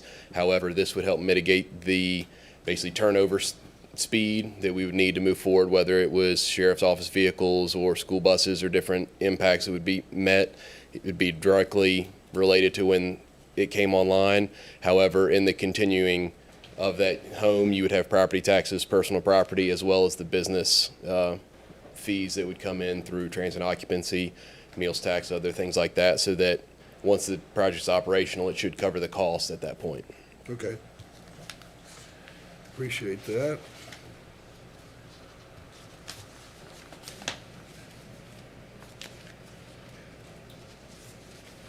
Back at page 81. This has to do with number 8 and number 9. 8 starts out as firearms are currently exempt from noise ordinance. And 9 says that we intend to operate subject to the ordinance, which, or must comply with the ordinance, which basically says we're gonna comply with something that's exempt. That doesn't follow. Excuse me, yeah, 8 and 9, or 8. And 8 in the answer, I'm sorry. Okay. It says they're exempt, but we're gonna comply with the ordinance which says they're exempt, which means nothing. So you're correct, Commissioner. That was a question that was posed by staff to the applicant in the third review of the application, and the response given in the fourth submission, which you have before you this evening, is that we follow the noise ordinance. And you're correct, the noise ordinance does exempt firearms. So I believe there are some conditions that we're probably going to review this evening that relate to indoor and outdoor shooting, and perhaps we could address any concerns that air rifle, paintball, and archery may have at that time. Okay. It just, we gotta say either we're gonna do it or we're not. We can't comply with something that's exempt. I'm gonna jump straight to the most important one. And this is going to be to the applicant. The private road, the public road 208 along this property is one of the more dangerous sections of road in the county. One that we've been concerned about for a while because it's a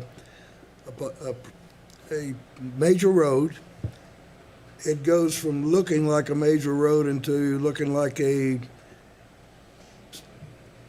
country road when it goes through Louisa in that section, with no warning. It cross the bridge and it changes. VDOT put together a plan which straightened both vertically and horizontally that section of road as a road improvement. Thus far, we haven't been able to afford it, neither the state nor the county. So I'm going to ask you a question. Are you willing to respect that revised road and keep all development outside of the state right-of-way that they drew up for improvements, given the fact that everything that we build in there is going to make it that much harder to afford? So we've got to look down the road and say, can we keep stuff out of that zone if we can ever afford it? I think that's a great suggestion, sir. I don't know what the route of the right-of-way is, but if we could see it, I think we could answer that question. Our development in the, so I can find it here. You note we're speaking on New Bridge Road. Yes, yes, sir.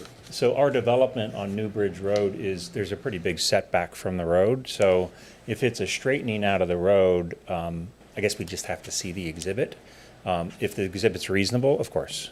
But right. We're in the same boat. We want to see multiple lanes of traffic on New Bridge Road.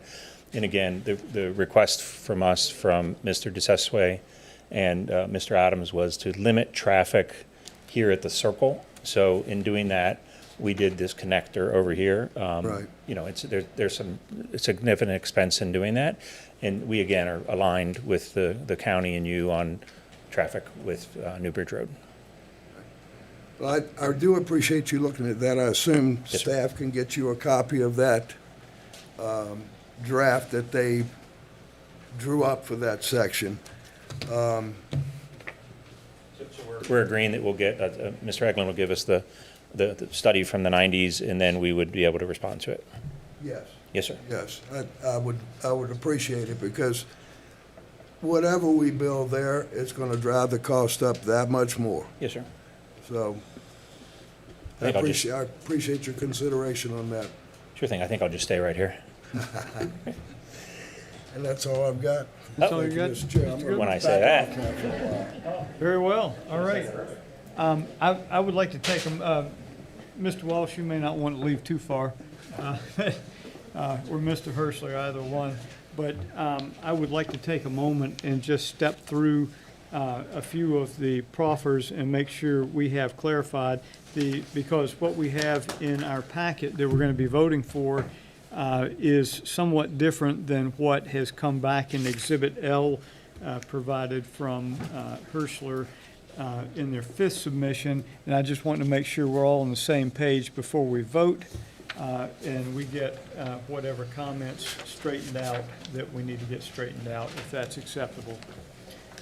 So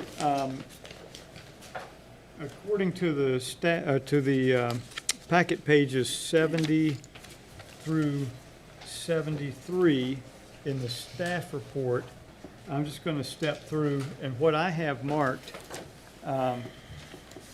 compared to what was presented by Hirschler, proffer number 1, site plan and land disturbance, no comment on that. Proffer number 2, permits, no comment on that. Let's see. Proffer number 3, lighting, I have no comment on that. Just point of clarification, we're talking about CUP conditions of approval, not the voluntary cash proffers regarding the rezoning. My apologies. Yes, CUP, conditions for approval. Conditions, not proffers. My apologies. Thank you, Mr. Coe. Condition 3 for lighting, I have no comment on that. Condition 4 for spill plan, no comment on that. Condition 5 for water, I'll put my finger on it. What we have in the packet, I concur with what was provided by Hirschler. I believe, Mr. Eglin, that's a change to what's in the packet, or is that in concurrence with what's in the packet? I believe the packet reflects on page 71 what Hirschler had requested Very for this good. condition. Okay, all right. Condition 6, pollinators, concur with that. Condition 7, distillery rickhouse, concur with that. Condition 8, Knox box, concur with that. Conditions 9 and 10. Condition 9, indoor shooting range, and this is where the shooting range, we understand the facility will be built to reduce sound emanating. Still, sound emanates from indoor shooting ranges. I haven't seen one yet that you don't get a thump that goes outside. So that being in mind, I'm a little concerned about the hours of operation still. We propose, particularly Sunday operation, 1 p.m. to 10 p.m. if you all believe you can run it to 10 p.m. at night. 6 a.m. to 10 p.m. Monday through Saturday. I would like to see maybe 8 a.m. to 10 p.m. instead. But Sunday, I would feel better about it being 1 p.m. to 10 p.m.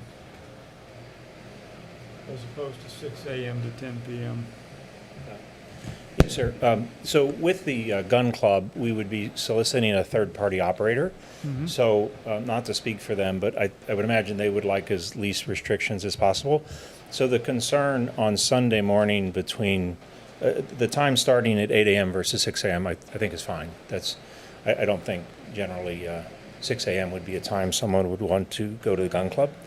As far as the concern about having Sunday morning not having it, is the concern of the noise outside of the building? The concern is the noise outside of the building. I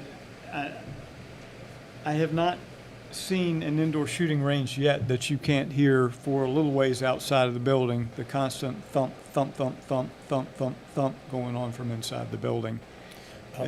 Perhaps we could say that we would meet the county code at the property line between those hours. between the 8 a.m. and the 1 p.m. on Sunday. Well, I think you'll find that you probably meet, since the county code is in decibels, you'll probably meet the county code at the property line regardless. But that doesn't prevent people from hearing the thump, thump, thump, thump, thump, thump, thump, thump, kind of a Chinese water torture. Speaking as someone who has no protection from outdoor shooting, which goes on constantly all around us. Okay, fair. It's a bit of a We would accept your proposal. well, we appreciate that. Yeah. Item number 10 for outdoor shooting range. We have in here that paintballs and air rifles will be required to use suppressors. I understand now from my discussion with you that you are not intending to use PCP air rifles, that there'll be small air rifles, 177 caliber. Yes, So I would simply change that to say that air rifles will not exceed 177 caliber, if that's acceptable to you. We would accept that, thank you. That on a short range, in that particular, that would be subsonic, so we wouldn't have a problem with noise from that. I would ask that you consider Sunday operation. Or the same operating hours there as well, but. We would be agreeable to that. 11 master plan, I have no comment on that. Let's see, for some reason, I don't have 12 identified here. Not sure why. I can summarize. Let me put my finger on 12 here. Because 12 got changed. No, I do have 12. I have to turn the page. Got the wrong page in hand. There it is. My apologies. Turn the page and I've got it. So 13, you all have notice of large events, and we have in parentheses put in outdoor gatherings. We do not have a definition of large event in the county. So notice of large events, aside from what is defined in item 12, we wouldn't know what that is or what we expect out of that. I prefer the notice of outdoor gatherings. I understand you all have a concern about outdoor gatherings would be a threshold of 200 or more people. My understanding is you have a concern about golf events attracting more than 200 people. Golf events I've been a part of, shotgun start, 4 people on a hole, we're talking about 72 participants. So help me understand where the other 128 plus come from. Yes, sir. That was my request. As an example, a golf event or events at the course, specifically the ribbon cutting, we had 400 people attend, maybe 350 or 400. Again, we're operating a luxury resort. We have 1,000 acres, hopefully 1,400 acres. We have gravel overflow parking. We have a parking management plan, and we executed that with our typical style. We had greeters at the front. We had the employees park remotely in gravel parking lots, and we do that. I was just trying not to burden the operator with it. So I think if we could compromise somewhere between Tom's 200 and my 1,000 that now came to 400, just so an event like that, it wouldn't be the unnecessary work. We are aligned with wanting to make sure we have a safe operation. When we have an event of 400 people, it's not required for EMS and everything to be there. We've had them before. I was just trying to be realistic at the number. All right. How often would you have, do you envision having an event such as that? Twice a year. Okay. Generally, it's a charitable function or it's a celebratory function. But I concur with you, especially at a private club at the new course. You're not going to have a shotgun start with two foursomes on one hole. I agree. All right. I would be amenable to changing the 200 to 400 there. Thank you, sir. Let's see. We also had the request to have that information to us 2 months prior written notice. Is 2 months particularly burdensome? Because I think we find that VDOT is going to take every bit of a month to review the thing. So it's We're going aware to of that. bind us up.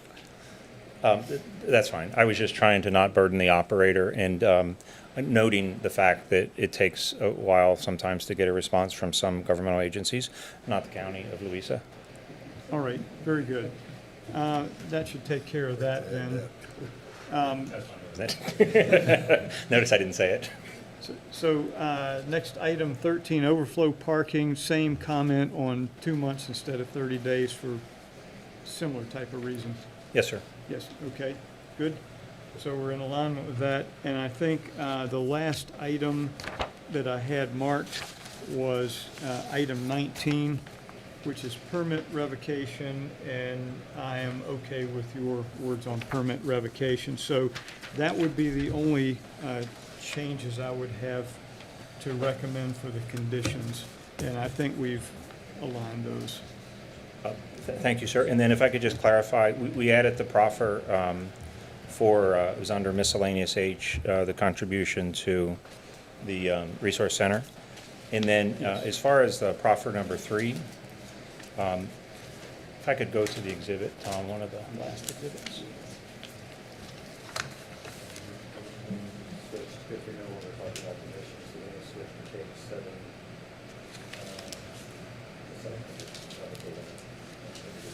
Page 7. 700. Exhibit. You want to take it? In the back of your packet in Exhibit M, towards the tail end of it's like 750, 760 range. It's right after the applicant's corrected edits for the conditions. They're going to speak to you here a little bit about some changes they made to the proffers. Okay, and I'm uncertain, have you accepted the changes, Thomas? Permit changes, I have made notes on them, and I will correct them before now in the Board of Supervisors. And we'll probably go over them before we motion to make sure we have them right. Okay. Okay, and just to clarify, the proffer number 3 is the subject.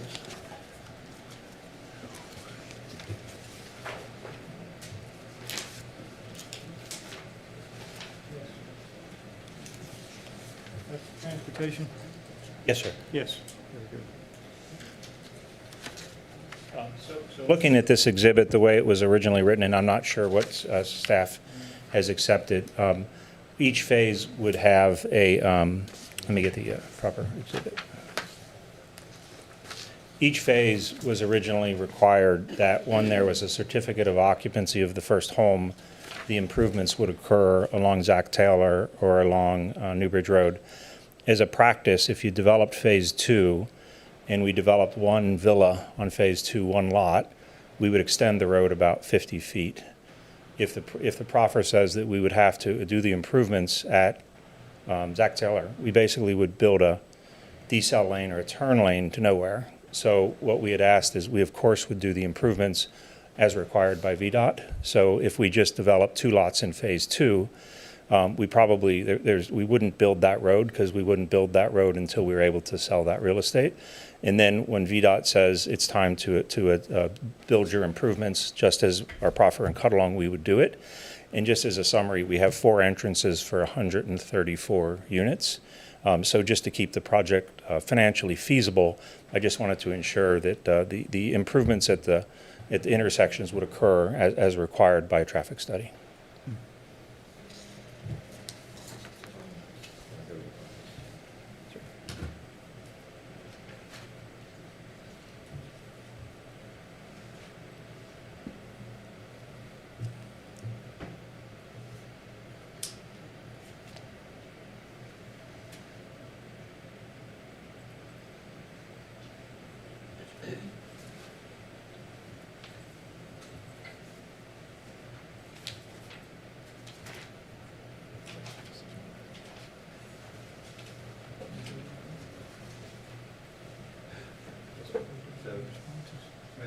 Be on packet page 680, I believe, is the proffer that was just spoken about.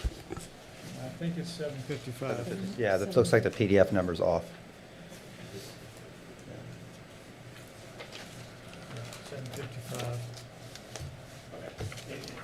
Red herring there, this has accepted our proposal, which is logical that we would do the improvements to the highway as required by VDOT in the traffic study.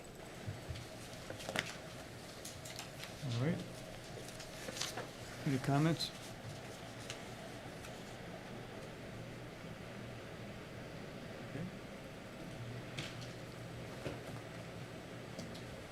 Other questions? Mr. Chairman, I have a few. Mr. Dickerson, I'll give you carte blanche for a few minutes. Thank you. These are for the applicant. At the community meeting, which was a great community meeting, lots of good information and engagement there, the question came up about workforce housing and the property behind the Food Lion. What exactly is going to happen with that property? Thank you, sir, for asking that question. We are aligned in the requirement or the request for more workforce housing. We currently have under development Ryan Homes in a section on the northeast side, if I were to show it, the section right here, where they're developing duplex units that they're probably, I don't know their exact pricing, they're probably in the 600 to 500 range, high for workforce housing. What we've asked and what we're going to come back to you this year is to see if we could move some of the contracted homes that we have with them in the place called 3 South to behind Food Lion to allow us, without changing the density, to have more workforce housing because we see the need for it for our employees. We think that's a perfect place for it. Our proffer does have us with an obligation to build 45 workforce housing. We think that we can have a win-win by having less single-family homes in the 3 South neighborhood and then more attached townhomes, some of the product. And if you know Ryan Homes, they build everything. And then that's a perfect place for mobility for somebody that buys it there to be able to walk to Food Lion. Food Lion has some out parcels that haven't been developed. So we will be coming back shortly, hopefully with success with this application for a modification to allow us, unless it's warranted, that it's not a significant change by the county. Great, looking forward to that. You talked about rainwater harvesting on non-residential properties. Why not also on residential properties? Our local Thomas Jefferson Soil and Water Conservation Board has some great programs for residential rainwater harvesting. We're currently not doing that at Tributor, and then Mr. Eglin had suggested it. We thought it was a great idea. Our current design guidelines for landscape are really water efficient. We have, basically, we have the WaterSense policy. It's more of an EPA standard. It's Title 24 in California, whereby all fixtures are required to be shown to us during architectural review, such that it's low flow. Mr. Spartan Homes has built his first home. We go and test, and we make sure that all the appliances and fixtures have the low flow. On the landscape, we also require moisture sensors. We limit the amount. So I think we've taken good strides there. I think the benefit of having it on a commercial building is because of the size. And then I think the way Mr. Eglin proposed it was great. So the cistern there, but I think we've checked the box on those items. All right. We've talked about the wastewater. What about the drinking water? What can I answer, sir? Have you tested it to see if it's drinkable, since there's so many mines around the area and there's... We've engaged Stantec as our hydrologist. We have Imboden. Imboden is a class high operator. So Imboden manages our water and wastewater. I know we have the Office of Drinking Water permit for our water plant. This project would use the same water plant. I know it's rigorous. It's tested every day, and we have reporting. We've seen no issues relative to the water, and it's been, and Bowden's done a very good job with us. Very good. And with regard to Contrary Creek, are you going to fence that out so people don't come across the other property to access the creek from this development? We don't plan on doing that. We do plan on continuing the trail system. We basically are very fortunate that with the mining operation was, you can see my cursor, the Allie Cooper mine was right here. Good fact, Mr. Runnett's grandfather worked on the mine, and he gave us a pickaxe that we're hanging. Christy, when are we hanging it? This week, always this week.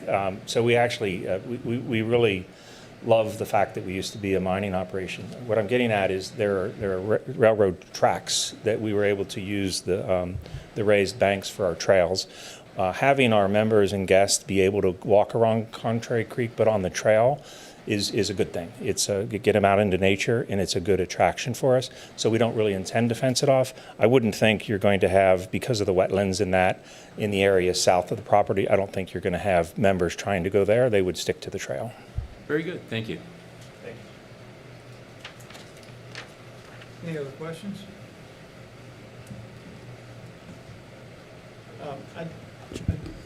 Chairman. Mr. Eglin, you have a further? I'd like to very quickly go back to condition water. If you, so I have condition 5 for water on the screen here. If you flip to page 700 and 745. There is a lengthy paragraph that the applicant would like to add in there to replace drought-resistant plantings selected by a licensed landscape architect. And instead, as they mentioned earlier in their presentation, they'd like to have their HOA or POA requirements, architectural review requirements, handle the type of plantings such as pollinators. And so they'd like to have that paragraph have item B currently on your screen swapped out for the paragraph on page 745 that starts that all landscaping and planting on the property will be subject to certain covenants. I thought I had marked that as a change. I just hadn't marked where it was a change to, so thank you. I find that acceptable. I don't know about the other commissioners. I'll give you a moment to read that. Yes, Mr. Chairman, I could say we're probably more stringent, but we've already done the homework. So we did have a licensed landscape architect write the guidelines. It does run with the land, it cut along, and then we'll just take the same thing and put it for the future property with approval. And it would be more strict than what was recommended. We were just trying to keep it consistent with what our homeowners association was enforcing. Right. Okay.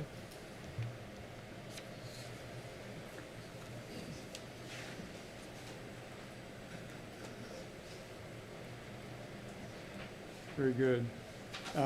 Mr. Walsh, one thing I wanted to follow up on when you were talking about workforce, we've had the conversation before, and I just want to clarify one more time that you are beginning a project that has a lot of opportunity for employment. And there are a lot of residents of Louisa coming up in high school in different programs, and a lot of folks currently looking for work in the workforce. And it would be a very, very good thing if you would look to employ Louisa residents first as you fill positions. I know we've heard from a couple of residents here that work there, and I think that's great, but so many businesses come to Louisa County, and they come with many jobs, and they tout many jobs, and they bring a lot of people in from outside. And that's really kind of counter to what we'd like to have happen in the county. We'd like to employ county people and keep as local as possible. So it's not a condition, that's okay, but I just appreciate your commitment and would appreciate your continued commitment in making that happen if we approve this project. Yes, sir. We try never to use out of state or out of area contractors. It just doesn't work. And of course, we want to employ our residents first. It just makes perfect sense. It gives us a loyal workforce. Ms. O'Brien's our financial controller. You heard what she said. She doesn't have to drive an hour to Richmond. She can drive 5 minutes to Tributor. We're very aligned on that. Very good. And again, we need a lot of different, entry-level positions in agronomy and restaurant. We also have a lot of great growth for managerial positions, and we need to work closely and have been working with the continuing education, the CTE program. So definitely, we're committed to hiring the Louisa County residents first. Very good. Thank you. Are there any other comments?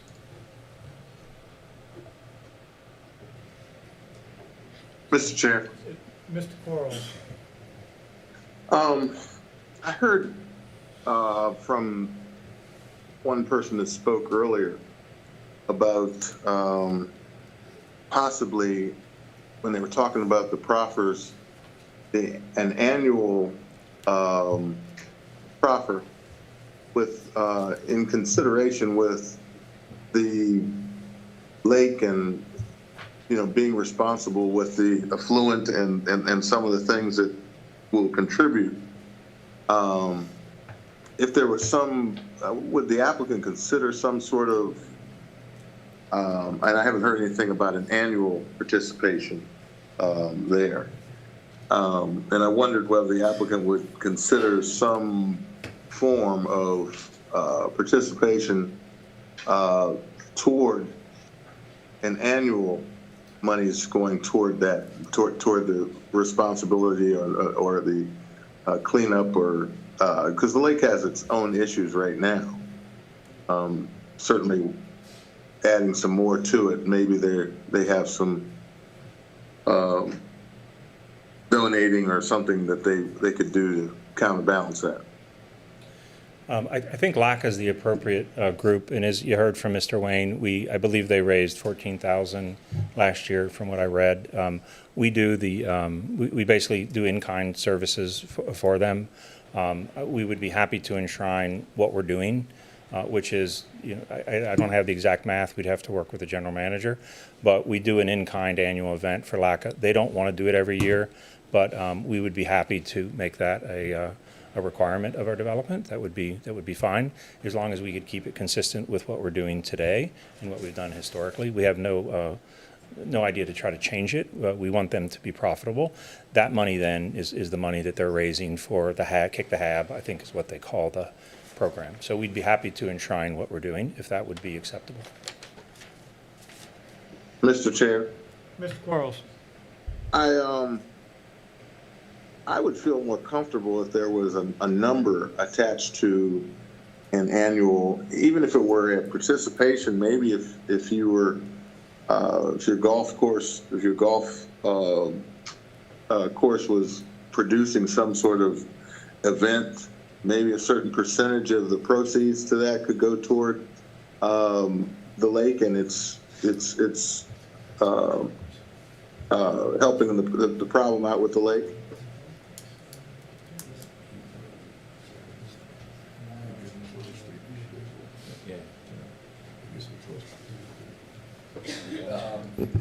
Just a reminder to Planning Commission, proffers are voluntary, and condition of approval is something separate.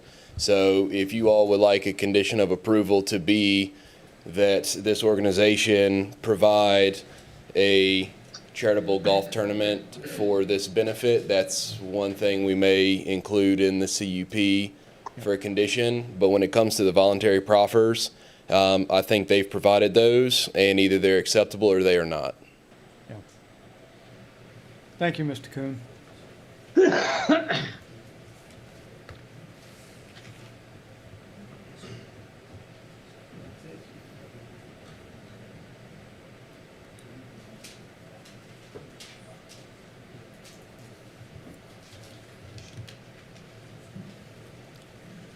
Thank you, Mr. Kuhn. We would be willing to accept that between the two projects, we would be willing to do what we're doing, which is to do an annual fundraiser if LACA would like it. Currently, we believe a value of $10,000 is what it would, it's probably in excess of that. But if we could have an additional proffer, we would accept that. So, additional condition, sorry. So you're proposing a condition number 20 that would be that the organization would provide an annual golf tournament for LACA. I think that generically like that would enshrine what we're doing. It's subject to them wanting it. I think some years, you know, it's a bit of work on their end. They haven't wanted it, but we would be willing to offer that annually. Yes, and again, it's either the new course, the Wares Crossroad course, with approval, would not be used for fundraisers. It would be the cut-along course, Okay. but we would, between the projects, offer that. Okay. And thank you for the suggestion. Thank you for your participation. We'll give Tom a moment to craft that. time I sit down, you call me back, so I'm I know. hanging out right here. You getting your exercise? Yes, sir. I Got my wish I steps in was. today. I'm doing too much sitting.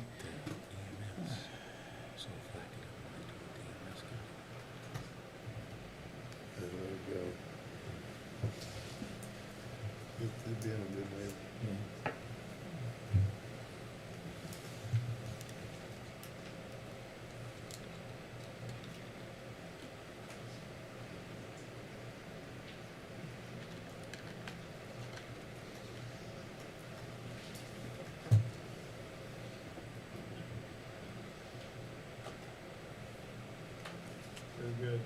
They cut along or Ware's Crossroads, the golf course.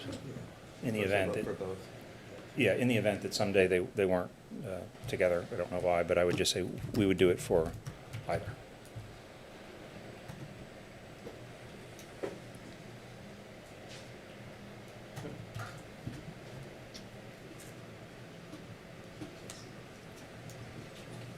All right, any other comments?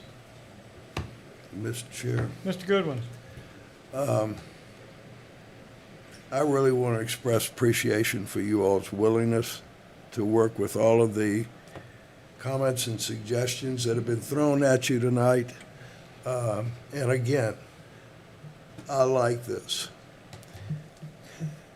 You can probably hear a but coming. The but is the gravedigger for me, and that is that VDOT planned and not planned, it's proposed improvement to New Bridge Road and keeping development out of that area so that someday maybe we can afford to get it done.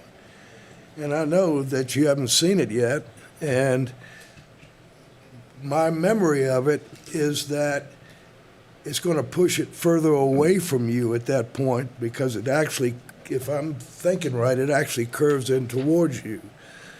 But I would like some assurance that we are holding the line on that potential improvement to that highway, because we've lost too many people on it. And if it's ever going to be the growth area that we dream about, that's a holdup. It's for you all as well as us. So I don't know how to deal with that, given that you haven't seen it yet. Yes, sir. But it is kind of a gravedigger for me. Yes, sir. I think we're aligned. Maybe I could have Mr. Payne answer the question. Oh, you okay? I'm good. Thank you, Mr. Goodwin. Great entrance, by the way. Well, it's late night. I want to make sure everybody's awake. Maybe me too. But thank you. Good question. I think that's appropriate for a proffer. And I think you're asking for a dedicated right-of-way along New Bridge that's on our side of the property.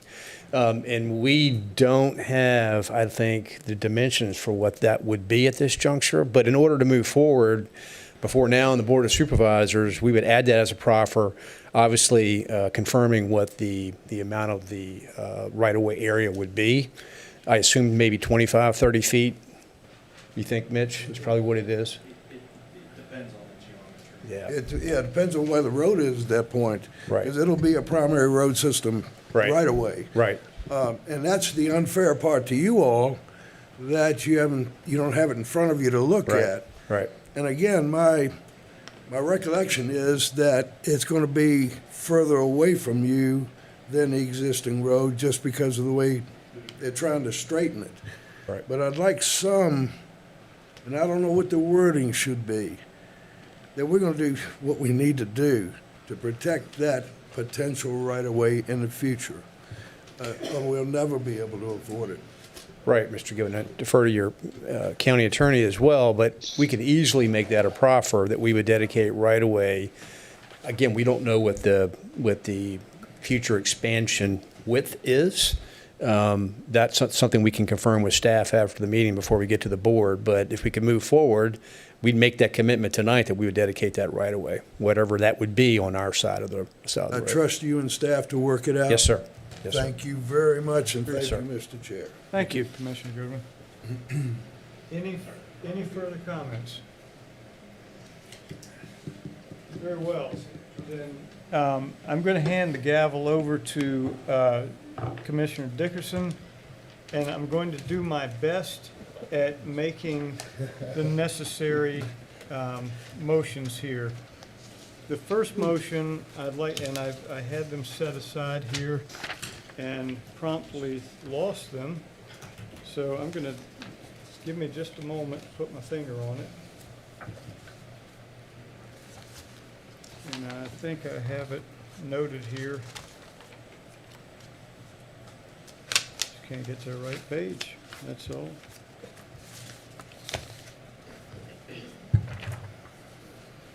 Four, three, two.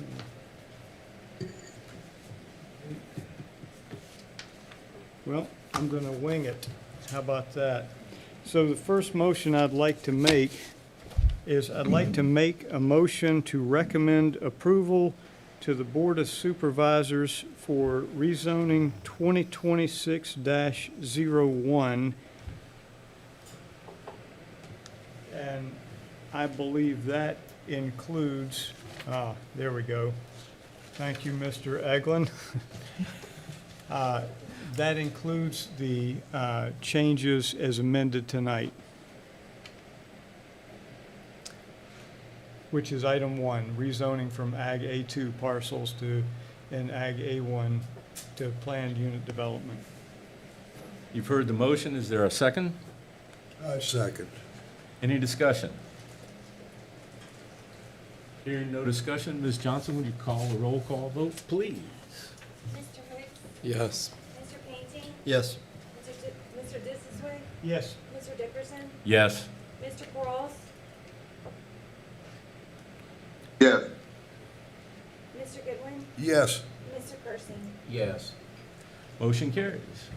Very good. Mr. Chair, Vice Chairman, I would like to make a motion to recommend approval to the Board of Supervisors for CUP 2026-01, which is allowing the permitted uses listed with the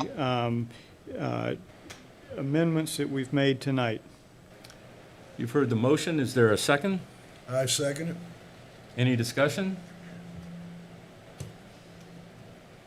Hearing no discussion, please call a roll call vote. Ms. Johnson? Mr. Hicks?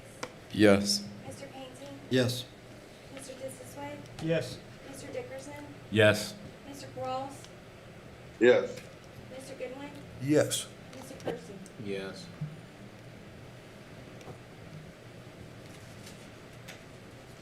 The motion passes. Mr. Vice Chair, I'd like to make a motion to recommend to the Board of Supervisors approval of the private road waiver request associated with this project as represented in the package. You've heard the motion. Is there a second? Second. Chairman Dissisway, just for clarification, the private road waiver request is the Planning Commission's action that does not go to the board. It'll be part of the information, but the...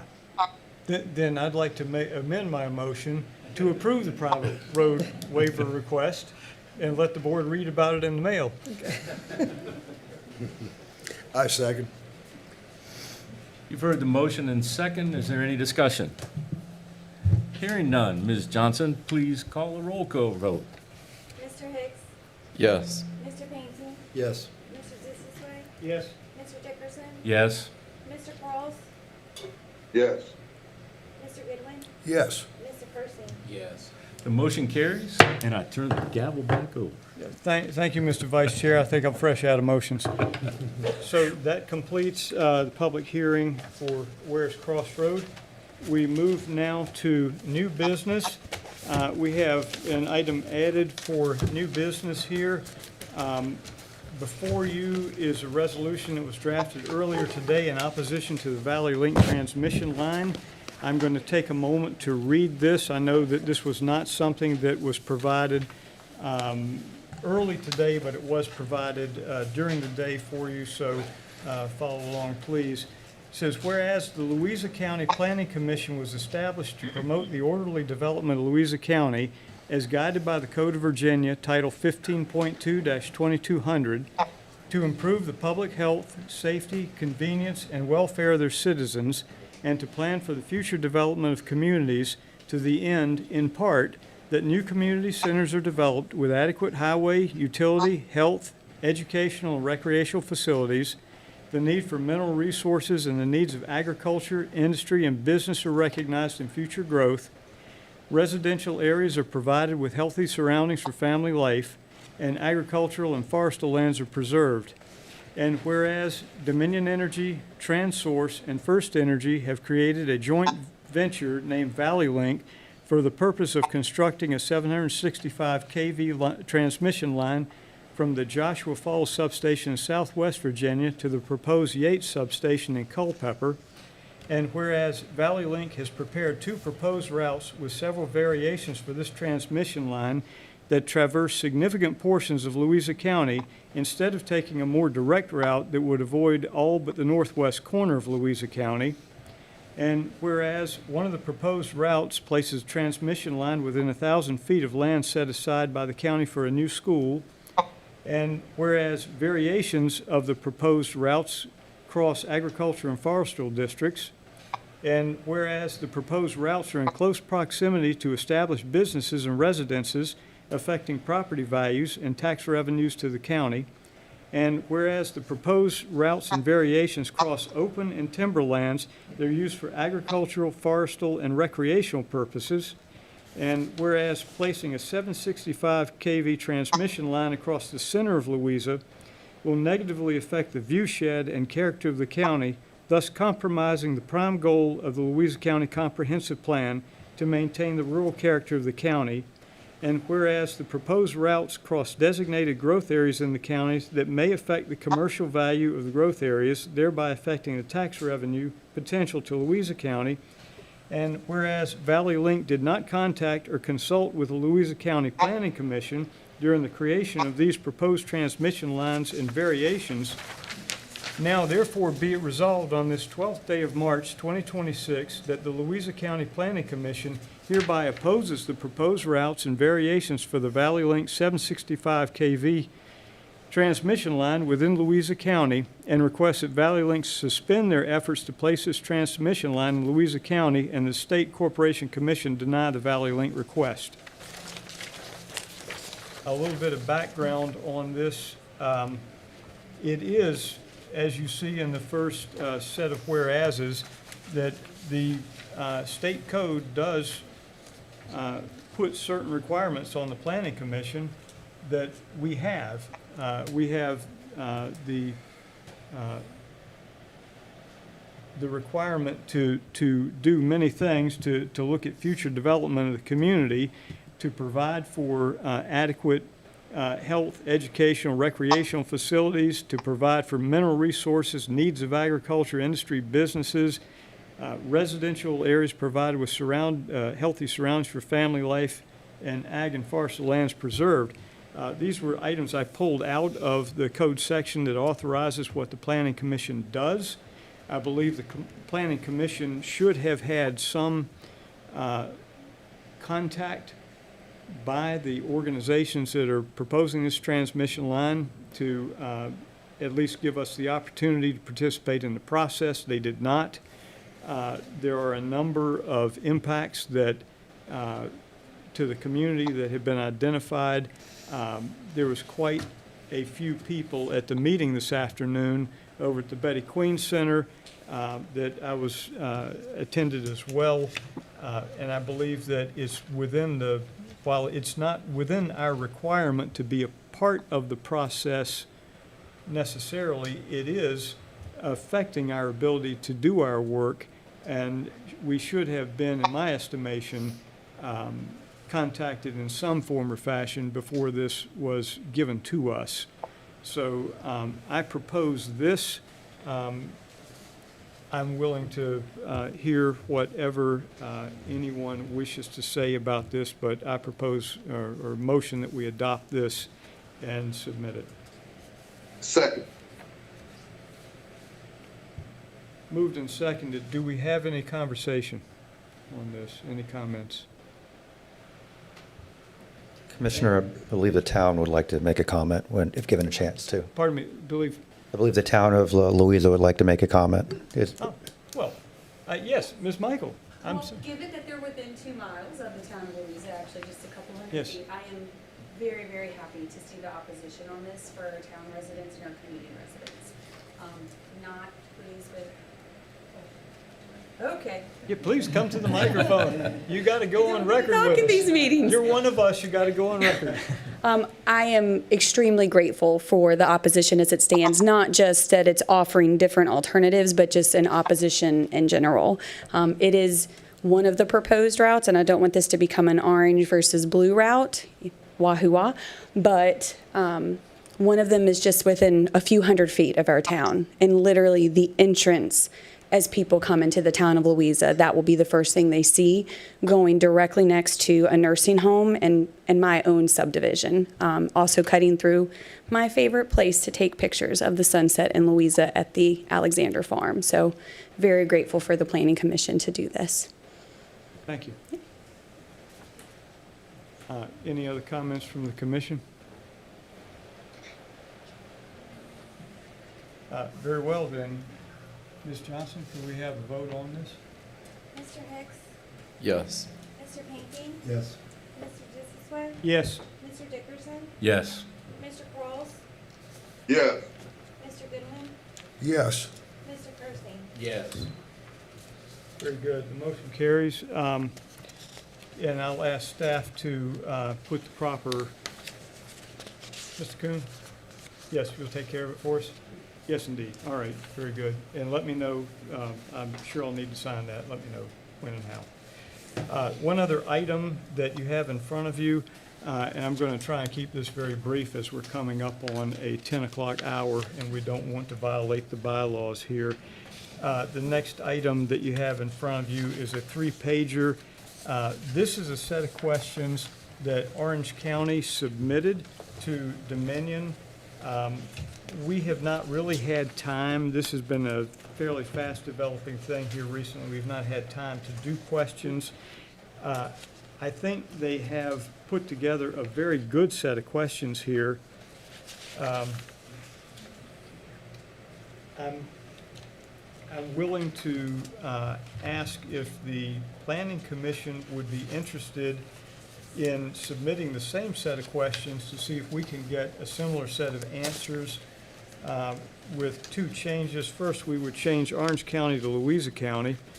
So, well, obviously, we'd like to know the impacts on us as opposed to someone else. I mean, I'm sure the impacts on Orange are, you know, but the other is that we would send this to, instead of to Dominion, we would send it to Valley Link and their contractors. Because Dominion is only one of the 3 outfits that has banded together to form Valley Link. So I think Valley Link would be the proper place. Does anyone, I'm in favor of doing this, but does anyone else have any commentary on this? Mr. Chair, it's somewhere in these 900 pages. He got mixed up. No, this was set aside separately. Yes, please. I got it. There we go.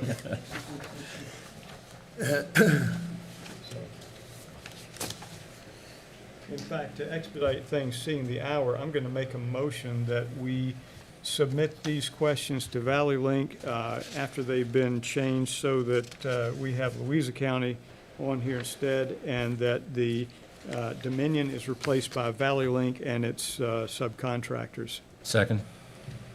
Moved and seconded. Now, do we have any discussion on this?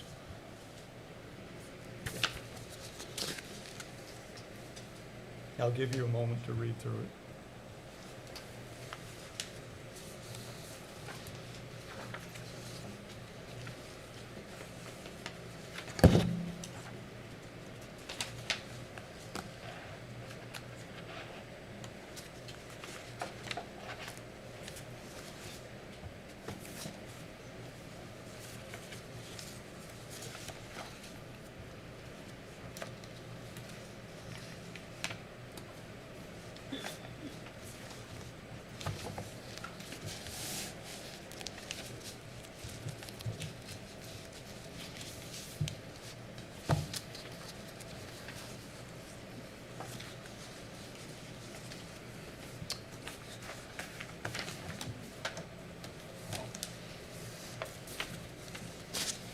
Any comments?